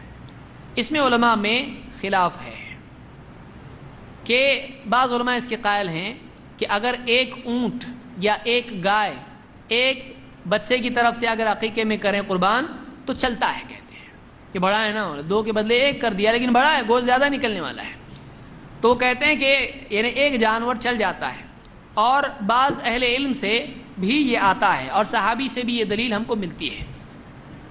انس بن مالک رضی اللہ تعالیٰ عنہ کے بارے میں آتا ہے کہ قتادہ کہتے ہیں ان انس بن مالک کان یعق عن بنیہ الجزور، انس ابن مالک رضی اللہ تعالیٰ عنہ اپنے بچوں کی طرف سے جزور یعنی اونٹ قربانی عقیقے میں دیتے تھے، یعنی اونٹ کی قربانی دیتے تھے۔ اس کو امام طبرانی نے روایت کیا اور یہ صحیح روایت ہے۔ حضرت انس سے دو روایتیں ہیں، ایک ان کا اپنا عمل کہ وہ ایسا کرتے تھے، یہ روایت صحیح ہے، لیکن ایک روایت یہ ہے کہ اللہ کے نبی صلی اللہ علیہ وسلم ایسا کرتے تھے، وہ روایت ضعیف ہے، اس کو بھی یاد رکھیں، دونوں میں فرق ہے۔ تو مرفوع ضعیف ہے اور موقوف صحیح ہے، لیکن اس پر صحابہ کا اتفاق نہیں ہے۔ حضرت عائشہ رضی اللہ تعالیٰ عنہ جو اکثر روایتیں عقیقے کی آئی ہیں اس کی راویہ ہیں، عقیقے کی آپ سے پہلے دیکھیں روایتیں کس نے روایت کی، ان کو اکثر روایتیں حضرت عائشہ سے آئی ہیں۔ حضرت عائشہ نے بڑے جانور کی قربانی کا انکار کیا ہے۔ اب صحابہ میں جب اختلاف ہو جائے کسی مسئلے میں تو کیا کریں گے؟ فَإِن تَنَازَعْتُمْ فِي شَيْءٍ فَرُدُّوهُ إِلَى اللَّهِ وَالرَّسُولِ، ہمارا اصول یہی ہے کہ جب تم میں کسی مسئلے میں اختلاف ہو جائے تو اس بات کو اللہ اور اس کے رسول کی طرف پھیر دو۔ تو ہم کہتے ہیں کہ اس مسئلے میں قابل ترجیح قول یہی ہے کہ بڑا جانور نہیں کرنا چاہیے، بہت سے بہت کہا جائے تو جائز کہا جا سکتا ہے، وہ بھی بہت مشکل سے، اگر کوئی ضد کر کے کہے ہی کہ کر دیا تو ہو گیا ٹھیک ہے، لیکن صحیح بات سنت یہی ہے کہ لڑکے کی طرف سے 2 بکرے یا بکریاں یا بھیڑ، اور لڑکی کی طرف سے 1 بکرا بکری یا بھیڑ، یہ ہونا چاہیے جیسا کہ حدیثوں میں آیا ہے۔ آئیے دیکھتے ہیں اس کی کیا دلیل ہے کہ ایسا نہیں کرنا چاہیے۔ ابن ابی ملیکہ کہتے ہیں کہ نفس لعبد الرحمن ابن ابی بکر غلام، عبد الرحمن ابن ابی بکر حضرت ابو بکر صدیق رضی اللہ تعالیٰ عنہ کے بیٹے، ان کی یہاں پر ایک لڑکا پیدا ہوا۔ فقیل لعائشہ رضی اللہ عنہا، حضرت عائشہ سے کہا گیا یا ام المؤمنین اقی علیہ او قال عنہ جزورا، کہ اس بچے کی طرف سے، یعنی حضرت ابو بکر صدیق کے بیٹے ہیں، بھائی ہیں ان کے حضرت عائشہ کے، ان کے بچے کی طرف سے ایک اونٹ کی قربانی عقیقے میں دی گئی، حضرت عائشہ سے کہا گیا۔ جواب میں انہوں نے کیا کہا؟ فقالت معاذ اللہ، اللہ کی پناہ۔ حضرت عائشہ کیا کہہ رہی ہیں؟ جیسے آدمی کہتا ہے اعوذ باللہ، کیا کر رہے ہیں، استغفر اللہ، اعوذ باللہ۔ حضرت عائشہ نے کیا کہا؟ معاذ اللہ، اللہ کی پناہ۔ ولیکن ما قال رسول اللہ صلی اللہ علیہ وسلم، بلکہ ایسا ہونا چاہیے جیسا اللہ کے رسول صلی اللہ علیہ وسلم نے کہا ہے۔ کیا؟ شاتانی مکافئتان، ہونا کیسا چاہیے؟ جو اللہ کے نبی صلی اللہ علیہ وسلم کا حکم ہے، 2 برابر کی بکریاں، ایسا ہونا چاہیے۔ اور یہ جو اونٹ کیا، اللہ کی پناہ کیا کیا؟ تو حضرت عائشہ نے کیا کیا؟ اس پر انکار کیا۔ تو جب صحابہ میں کسی چیز میں اختلاف ہو جائے تو اس میں ہم کو کیا کرنا پڑے گا؟ ترجیح دینا پڑے گا کس کا قول راجح ہے، کس کا قول زیادہ مضبوط ہے۔ اور حدیثیں چونکہ 2 کی ہیں اور حضرت عائشہ کا فتویٰ بھی یہاں پر 2 کا ہے، اور اس پر انہوں نے ناراضگی کا اظہار کیا، بلکہ معاذ اللہ کہا، اعوذ باللہ کہا، اس سے معلوم ہوتا ہے کہ وہ صحیح نہیں ہے، مناسب نہیں ہے، انہوں نے انکار کیا اس کے اوپر۔ اگر بہت زیادہ کوئی کہتا ہے، ضد کرتا ہے، تو یہ کہا جا سکتا ہے کہ جائز ہے، لیکن یہ اس میں کراہت ہے، مناسب نہیں ہے ایسا کرنا، مناسب نہیں ہے ایسا کرنا۔ صحیح اور سنت یہی ہے کہ 2 جانور کیے جائیں، یہ سنت سے ہٹ کر ہے، قولی اعتبار سے بھی عملی اعتبار سے ہمارے نزدیک ایسا کرنا صحیح نہیں ہے۔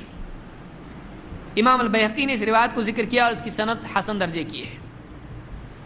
عقیقہ کب کرنا چاہیے؟ کون سا دن عقیقے کا ہے؟ عبداللہ ابن عمرو ابن عاص رضی اللہ عنہ کہتے ہیں ان النبی صلی اللہ علیہ وسلم امر بتسمیۃ المولود یوم سابعہ ووضع الاذى عنہ والعق، اللہ کے رسول صلی اللہ علیہ وسلم نے ہم کو حکم دیا بچے کا نام رکھنے کا 7ویں دن اس کا نام رکھنا چاہیے، ووضع الاذى، اور اس سے تکلیف کو دور کر دینا۔ آپ جانتے ہیں تکلیف دور کرنا کیا ہے؟ سر مونڈ دینا۔ والعق، اور اس کا عقیقہ کرنا۔ اس میں بھی معلوم ہوا کہ حکم دیا گیا، یعنی کیا ہے؟ یہ واجب ہے. تو 7ویں دن کیا کیا آپ نے؟ عقیقہ کرنے کا حکم دیا. معلوم ہے 7واں دن عقیقے کا دن ہے. یہ سنن ترمذی کی روایت اور یہ حسن درجے کی ہے. 7واں دن کیسا آتا ہے؟ بہت سارے لوگ بہت کنفیوز ہیں. 7واں دن کیسا ہے؟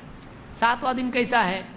آج جس دن پیدا ہوا اس سے ایک دن پہلے اگلے ہفتے میں. سمپل. کب پیدا ہوا؟ پیر کو. عقیقہ کب کرنا پڑے گا؟ اگلے اتوار کو. سمجھ میں آیا؟ 7واں یعنی آج پکڑ کے تو پیر منگل بدھ جمعرات جمعہ سنیچر تو کیا ہوگا؟ 7 دن. ایسا ہوگا نا؟ پیر منگل بدھ جمعرات جمعہ چھوڑ دیے نا، جمعہ سنیچر اور اتوار. تو پیر کو اگر پیدا ہوا تو ایک دن پیچھے لینا پڑے گا. تو کب ہوگا؟ اتوار. اگر جمعہ کو پیدا ہوا خوشی خوشی تو عقیقہ کب ہوگا؟ جمعہ کوئی جاننے ایک دن جاتا کیا ہوتا؟ جمعہ کا دن ہے نا، سنت چھوٹ جائے گی اس سے، عقیقہ ادا ہو جائے گا کیونکہ بعد میں بھی عقیقہ ہوتا ہے لیکن سنت اس کی چھوٹ جائے گی. تو عقیقہ کب ہے؟ جمعہ کو اگر پیدا ہو تو جمعرات کو ہوگا. اس طرح سے ایک دن پیچھے آنا ہے. تو اس لیے اس حدیث سے معلوم ہوتا ہے کہ 7ویں دن عقیقہ کرنا چاہیے. کیا بچے کے پیدا ہونے سے پہلے عقیقہ کر سکتے ہیں ایڈوانس میں؟ نہیں کر سکتے. یعنی مثلا کوئی آدمی کہے کہ میں جا رہا فورن کو، ابھی دبئی جا رہا، انگلینڈ جا رہا، اب عقیقہ یعنی پیدائش کا دن آ رہا ہے تو پہلی کر کے جاتا ہوں، میں رہوں گا نہیں رہوں گا، تو پہلی کر دو نا. چلتا کیا ایسا؟ نہیں چلتا ایسا. امام النووی کہتے ہیں کہ وَإِن ذَبَحَهَا قَبْلَ الْوِلَادَةِ لَمْ تُجْزِهِ بِلَا خِلَافٍ بَلْ تَكُونُ شَاةَ لَحْمٍ. المجموع میں امام النووی نے بات کہی ہے، کہتے ہیں کہ اس میں کوئی اختلاف نہیں ہے، سارے علماء کا اتفاق ہے کہ اگر بچے کی پیدائش سے پہلے کوئی عقیقہ کر دے تو اس کا عقیقہ نہیں ہوا، اس کا عقیقہ نہیں ہوا. تو پھر وہ حلال ہے کہ نہیں کھانا؟ کہتے ہیں کہ وہ بس گوشت رہا، عقیقہ نہیں ہوا. یعنی وہ کھا سکتے ہیں کہ نہیں؟ پھر عقیقہ نہیں ہوا تو کیا حرام ہو گیا؟ نہیں. گوشت حلال ہے لیکن وہ کیا ہے؟ بس گوشت ہے. جیسے روزانہ آدمی اپنی بکری ذبح کر کے کھائے ویسا ہے وہ، لیکن وہ عقیقہ ہے، عقیقہ ادا نہیں ہوا. تو بچے کے پیدا ہونے سے پہلے عقیقہ نہیں کر سکتے ہیں. اگر عقیقے کا وقت نکل جائے، کوئی آدمی کسی وجہ سے عقیقہ 7واں دن چلا گیا، اب کیا عقیقہ کرے نہیں کرے، کیا کرے؟ اس بارے میں شیخ عثیمین کہتے ہیں، یہ حال ہی کے عالم ہیں، کہتے ہیں کہ من لم يعق عن احد من اولاده فماذا عليه الان. کسی نے ان سے پوچھا کہ کسی کا عقیقہ نہیں ہوا، اس نے نہیں کیا عقیقہ اپنی اولاد کا، تو اب اس پر کیا ہے؟ تو انہوں نے اس بارے میں کہا کہ اذا عق عنهم الان فهو حسن. اگر وہ ابھی بھی ان کا عقیقہ کرے تو یہ اچھا ہے. اور اس کے لیے دلیل کیا ہے؟ بیہقی کی دلیل ہے کہ الغلام مرتہن بعقیقتہ. بچہ اپنے عقیقے کے بدلے کیا ہوتا ہے؟ گروی ہوتا ہے. تو ابھی نہیں تو جبھی بھی ہے اس کو چھڑانا تو پڑے گا کہ نہیں پڑے گا؟ تو وقت نکل جائے تو اس کے بعد بھی اپنے بچے کو چھڑانا ضروری ہے. تو اس نے عقیقہ کرنا چاہیے بعد میں بھی. اور انہوں نے یہاں پر یہ بھی کہا کہ اگر اس کے پاس نہیں ہے کچھ بھی تو اس پر لازم ہے نہیں. اگر اس کے پاس پیسہ نہیں ہے تو اس پر لازم نہیں ہے، لیکن 7ویں دن کے بعد بھی وہ عقیقہ کر سکتا ہے.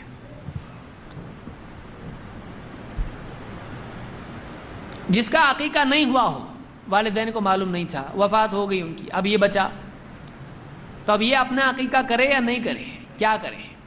تو اس بارے میں صحیح بات یہی ہے کہ جس کا عقیقہ نہیں ہوا ہے وہ بعد کی عمر میں بھی اپنا عقیقہ کر سکتا ہے.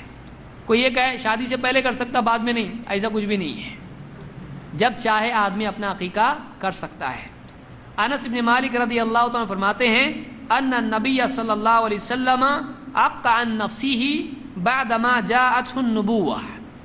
اللہ کے نبی صلی اللہ علیہ وسلم نے نبوت آ جانے کے بعد اپنا عقیقہ کیا. اس کو امام الطحاوی نے اپنی کتاب شرح مشکل الآثار میں اس کو ذکر کیا ہے، شرح مشکل الآثار. اور امام عبد الرزاق نے مصنف میں، امام البزار نے، امام الطبرانی نے الاوسط میں اس کو روایت کیا ہے. اور یہ روایت صحیح ہے، صحیحہ میں شیخ الالبانی نے اس کو ذکر کیا ہے. 2726 پر۔ تو اس سے معلوم ہوتا ہے کہ نبوت کے بعد 40 سال کے بعد آپ نبی بنے ہیں، 40 سال کی عمر میں آپ کو نبوت ملی، تو آپ نے نبی بننے کے بعد اپنا عقیقہ خود کیا۔ اس سے معلوم ہوتا ہے کہ آدمی اپنا عقیقہ کر سکتا ہے کسی بھی عمر میں اگر نہیں ہوا ہے تو۔ تابعین میں سے محمد ابن سیرین بہت بڑے تابعی ہیں، یہ حضرت عمر کی خلافت کے زمانے میں پیدا ہوئے ہیں اور بہت قریب کا دور ہے۔ وہ کہتے ہیں لو اعلم انه لم يعق عني لعققت عن نفسي، اگر مجھ کو معلوم ہو جاتا کہ میرا عقیقہ نہیں ہوا ہے تو میں خود اپنا عقیقہ کرتا۔ ابن ابی شیبہ نے اس کو ذکر کیا اور یہ صحیح ہے۔ اسی طرح سے حسن بصری، سارے صوفی اپنا رشتہ ان سے جوڑتے ہیں، حسن بصری رحمۃ اللہ علیہ یہ بھی تابعی ہیں، کہتے ہیں کہ اذا لم يعق عنك فعق عن نفسك وان كنت رجلا، کہتے ہیں کہ اگر تیرا عقیقہ نہ ہوا ہو تو خود تو اپنی طرف سے عقیقہ کر، چاہے تو رجل ہو چکا ہو، یعنی تو ایک آدمی بن چکا ہو، بچہ نہیں تو ابھی تو بڑا آدمی ہو گیا، پھر بھی تو اپنا عقیقہ کر۔ المحلہ میں ابن حزم نے اس کو روایت کیا اور اس کی سند صحیح ہے۔ اگر کسی کا بچہ فوت ہو جائے تو اس سلسلے میں کیا ہے، عقیقہ اس کا ہے کہ نہیں ہے؟ اس میں کئی صورتیں ہیں۔ ایک یہ کہ بچہ پیدا ہو اور اس کی وفات ہو جائے اور عقیقے کا دن نکل جائے، مطلب 7ویں دن تک وہ تھا اور پھر اس کے بعد اس کی وفات ہوئی اور عقیقہ کوئی نہیں کیا تو اس کا عقیقہ ہے کہ نہیں؟ اب سوچیے، اس کو یاد رکھیں، تھوڑا کنفیوز ہو جائیں گے ایک دم۔ نمبر 1، ویسا سب کے بارے میں فیصلہ ہے کہ اس لیے ٹینشن نہیں ہے۔ اگر 7ویں دن تک بچہ تھا اور اس کی وفات ہو گئی لیکن باپ کسی وجہ سے عقیقہ نہیں کر سکا، ICU میں تھا بچہ، بھاگ دوڑ میں ٹائم نکل گیا، ایک دم ٹینشن تھا، بیوی اس کی جو ہے اس کے پریشانی تھی، کچھ وقت نکل گیا اور بچے کی موت ہو گئی، اس پہ عقیقہ ہے یا نہیں؟ 7ویں دن سے پہلے بچے کی وفات ہو گئی تو عقیقہ ہے یا نہیں؟ بچہ پیدا ہوا اور 9واں مہینہ تھا، اچھا مطلب، اور بچہ پیدا ہوا تو بچہ زندہ پیدا نہیں ہوا، فوت شدہ ہی پیدا ہوا، مرا ہوا بچہ پیدا ہوا، یا بچہ 4 مہینے سے پہلے کا، جس کو سخت کہتے ہیں یا جس کو جنین کہتے ہیں عربی زبان میں، جنین ہے وہ، تو 4 مہینے سے پہلے ہی حمل ساقط ہو گیا تو اس پر عقیقہ ہے یا نہیں؟ تو کئی صورتیں اس میں ہو رہی ہیں۔ 4 مہینے سے پہلے حمل ساقط ہو جائے، 4 مہینے کے بعد حمل ساقط ہو جائے، بچہ مرا ہوا پیدا ہو، بچہ پیدا ہو 7ویں دن سے پہلے مر جائے، اور بچہ 7ویں دن کے بعد پیدا، یعنی 7ویں دن کے بعد مر جائے اور اس کا عقیقہ نہ ہوا ہو۔ ان ساری صورتوں میں کیا حکم ہے؟ اس میں صحیح بات یہی ہے کہ جنین کو چھوڑ کر سب کا عقیقہ ہے۔ کیوں؟ اس لیے کہ 4 مہینے سے پہلے بچے میں روح ہوتی ہے نہیں، روح کب آتی ہے؟ جب 4 مہینے مکمل ہو جاتے ہیں، تو روح آنے کے بعد خود وہ ایک زندہ شخصیت ہے، اس میں زندگی تھی، اور وہ بچہ مر جانے کے بعد میں والدین کی قیامت کے دن سفارش کرے گا کہ نہیں؟ سفارش کرے گا، یعنی وہ ایک پرسنالٹی ہے، وہ اولاد اس کی شمار ہوتی ہے کہ نہیں؟ اب یہ حدیث جس کو معلوم ہے اس کو جلدی سمجھ میں آئے گا، کیونکہ حدیث میں اللہ کے نبی صلی اللہ علیہ وسلم نے فرمایا کہ جس کے بچے بچپن ہی میں، بالغ ہونے سے پہلے جو بچہ مر جائے، بچپن ہی میں مر جائے، قیامت کے دن وہ اپنے والدین کا ہاتھ پکڑ کے ان کو جنت میں لے جائیں گے۔ اور ایک روایت میں آپ نے، اس پہ میں مستقل درس لینے والا ہوں، جن کے بچے فوت ہو جاتے ہیں ان کے بارے میں کیا آیا ہے کتاب و سنت میں، یہ ایک مستقل موضوع ہے۔ اللہ کے نبی صلی اللہ علیہ وسلم نے فرمایا، ایک مجلس میں آپ نے صحابیات سے پوچھا کہ تمہارے نزدیک یعنی بانجھ عورت کون ہے؟ لوگوں نے کہا جس کو اولاد نہ ہو وہی بانجھ ہے۔ آپ نے کہا نہیں، بانجھ وہ ہے جس نے اپنے آگے کوئی بچہ نہ بھیجا ہو، یعنی جس کا بچہ بچپن ہی میں نہ مرا ہو۔ تو یہ انسان کے لیے اگرچہ دنیاوی اعتبار سے دکھ کی بات ہے، لیکن آخرت کے اعتبار سے خوشخبری ہے کہ قیامت کے دن اس کے بچے اس کے انتظار میں ہوں گے، اور اس کے بچے ہاتھ پکڑ کے اللہ کے ہاں حجت کر کے، سفارش کر کے اپنے ماں باپ کو جنت میں لے جائیں گے۔ تو معلوم ہوا کہ یہ بچے بچپن ہی میں مر جائیں، جن میں روح ہے، وہ ایک شخصیت ہے، وہ انہی کا بچہ شمار ہوتا ہے، لیکن روح نہیں ہے تو وہ گوشت کا لوتھڑا ہے اور کچھ بھی نہیں ہے۔ وہ شخصیت نہیں ہے۔ اس لیے علماء نے کہا کہ جن کا بچہ 4 مہینے کے بعد ساقط ہو جائے اس کا نام بھی رکھا جائے گا، کیونکہ وہ ایک انسان ہے۔ اور یہ بہت سارے لوگوں کے لیے نہیں بات ہوگی، ورنہ عام طور سے علماء کا یہی فتویٰ ہے، اس کا نام بھی رکھا جائے گا اور اس کا عقیقہ بھی کیا جائے گا، چاہے وہ مرا ہوا پیدا ہو۔ 4 مہینے کے بعد اگر بچہ پیدا ہوتا ہے تو اس کا بھی عقیقہ ہے، اس لیے کہ اس میں روح تھی۔ یہی فتویٰ اللجنۃ الدائمہ کا ہے۔ میں عربی عبارت پوری نہیں پڑھ رہا ہوں اس لیے کہ لمبا ہو جائے گا۔ یہی فتویٰ اللجنۃ الدائمہ کا ہے، شیخ بکر ابو زید، اسی طرح سے شیخ صالح الفوزان، عبدالعزیز آل الشیخ جو اس وقت میں سعودی عرب کے چیف مفتی ہیں، سب سے بڑے مفتی ہیں، شیخ عبدالعزیز آل الشیخ، عبدالعزیز آل الشیخ، نابینا ہے وہ، اور ان سے پہلے جو تھے شیخ عبدالعزیز بن باز، ان سب کا یہی فتویٰ ہے کہ بچے کی وفات ہو جائے تو اس کا کیا ہے؟ عقیقہ ہے۔ ہاں، صرف جنین کا عقیقہ نہیں ہے۔ کیا دلیل ہے؟ حدیث میں خود ہے مال غلام عقیقہ، ہر بچے کے ساتھ عقیقہ ہے، اس کو بچہ گنتے ہو اپنا، اس کے ساتھ عقیقہ ہے۔ اسی طرح سے حدیث میں ہے کہ کل غلام رہینۃ بعقیقتہ، ہر بچہ اپنے عقیقے کے بدلے میں گروی ہوتا ہے، اس کو بچہ گنتے ہو تو وہ تمہارا بچہ ہے، کیونکہ اس میں جان تھی، اس میں روح تھی، پھر وہ مر گیا۔ تو یہ حدیث عام ہے اس اعتبار سے، مرا ہوا بچہ بھی پیدا ہو تو اس کا بھی عقیقہ ہے۔ اور 4 ماہ سے اگر پہلے پیدا ہو تو جیسا کہ میں بتا چکا ہوں اس کے بارے میں یہی ہے کہ اس کا عقیقہ نہیں ہے، چاہے معلوم ہو کہ یہ یعنی بچہ نر تھا، مادہ تھا، جو بھی تھا، ٹیکنیکلی اگر معلوم ہوتا ہے تو بھی نہیں، اگر 4 مہینے سے پہلے تھا تو اس کا عقیقہ نہیں ہے۔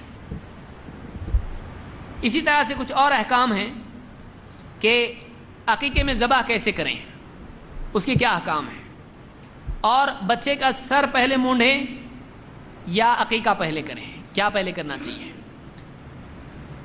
حدیث میں اللہ کے نبی صلی اللہ علیہ وسلم فرماتے ہیں کل غلام رہینۃ بعقیقتہ، ہر بچہ اپنے عقیقے کے بدلے گروی ہوتا ہے، یذبح عنہ یوم سابعہ، 7ویں دن اس کی طرف سے ذبح کرنا چاہیے، ویحلق رأسہ ویسمى، اور اس کا سر مونڈنا چاہیے اور اس کا نام رکھنا چاہیے۔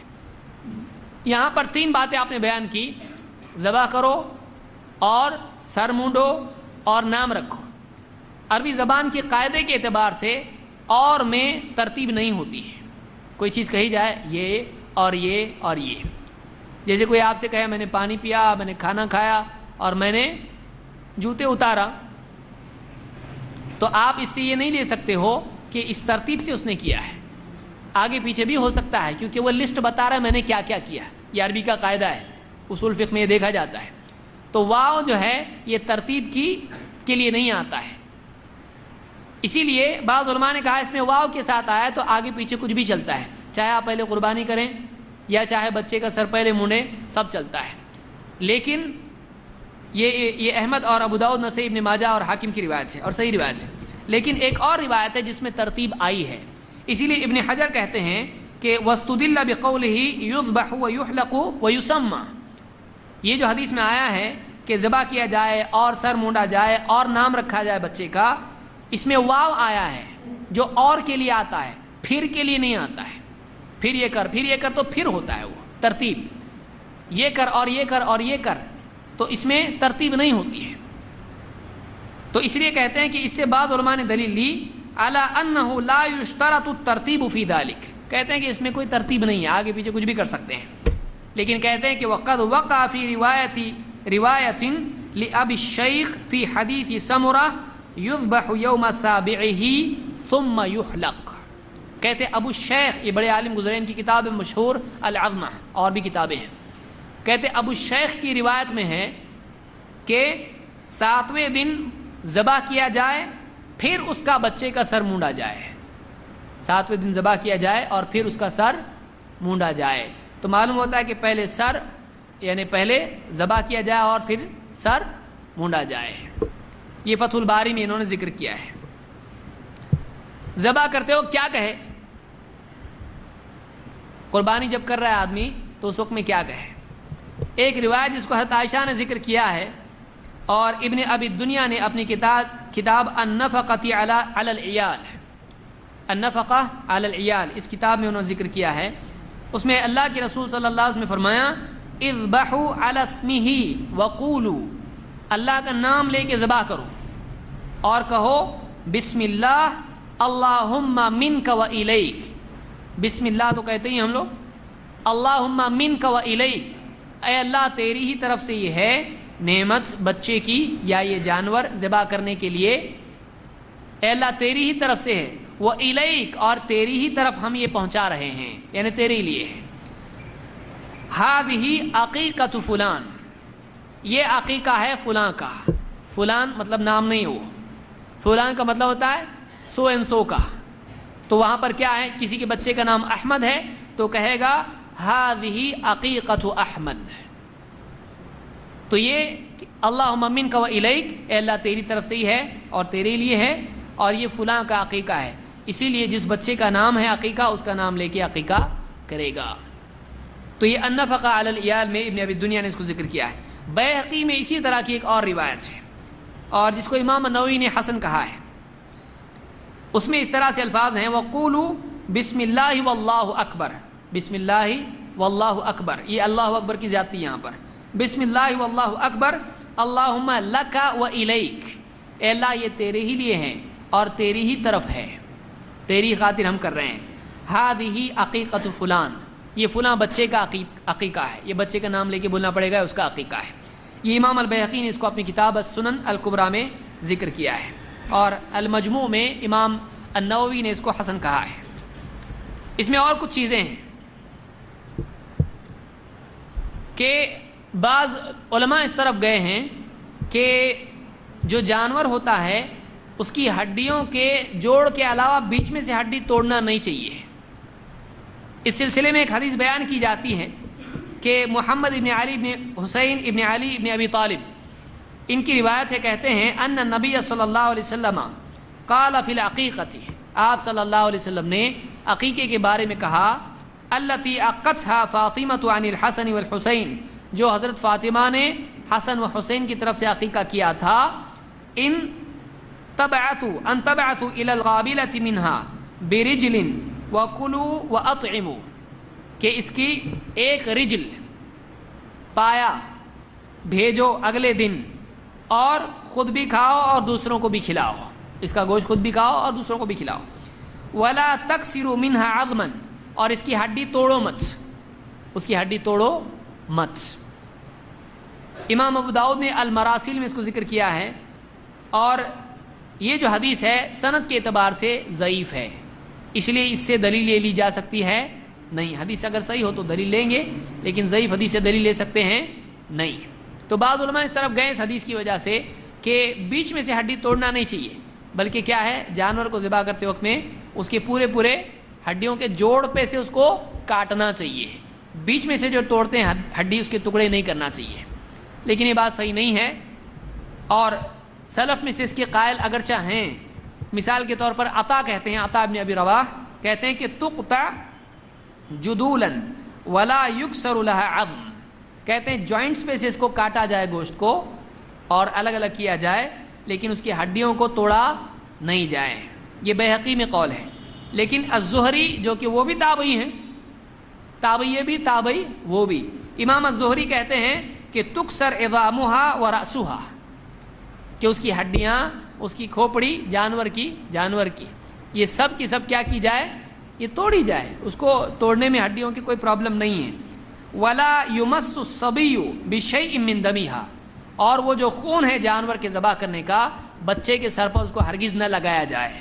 اس کو المحلہ میں ابن حزم نے ذکر کیا ہے اور یہی قول امام مالک اور امام شافعی کا ہے.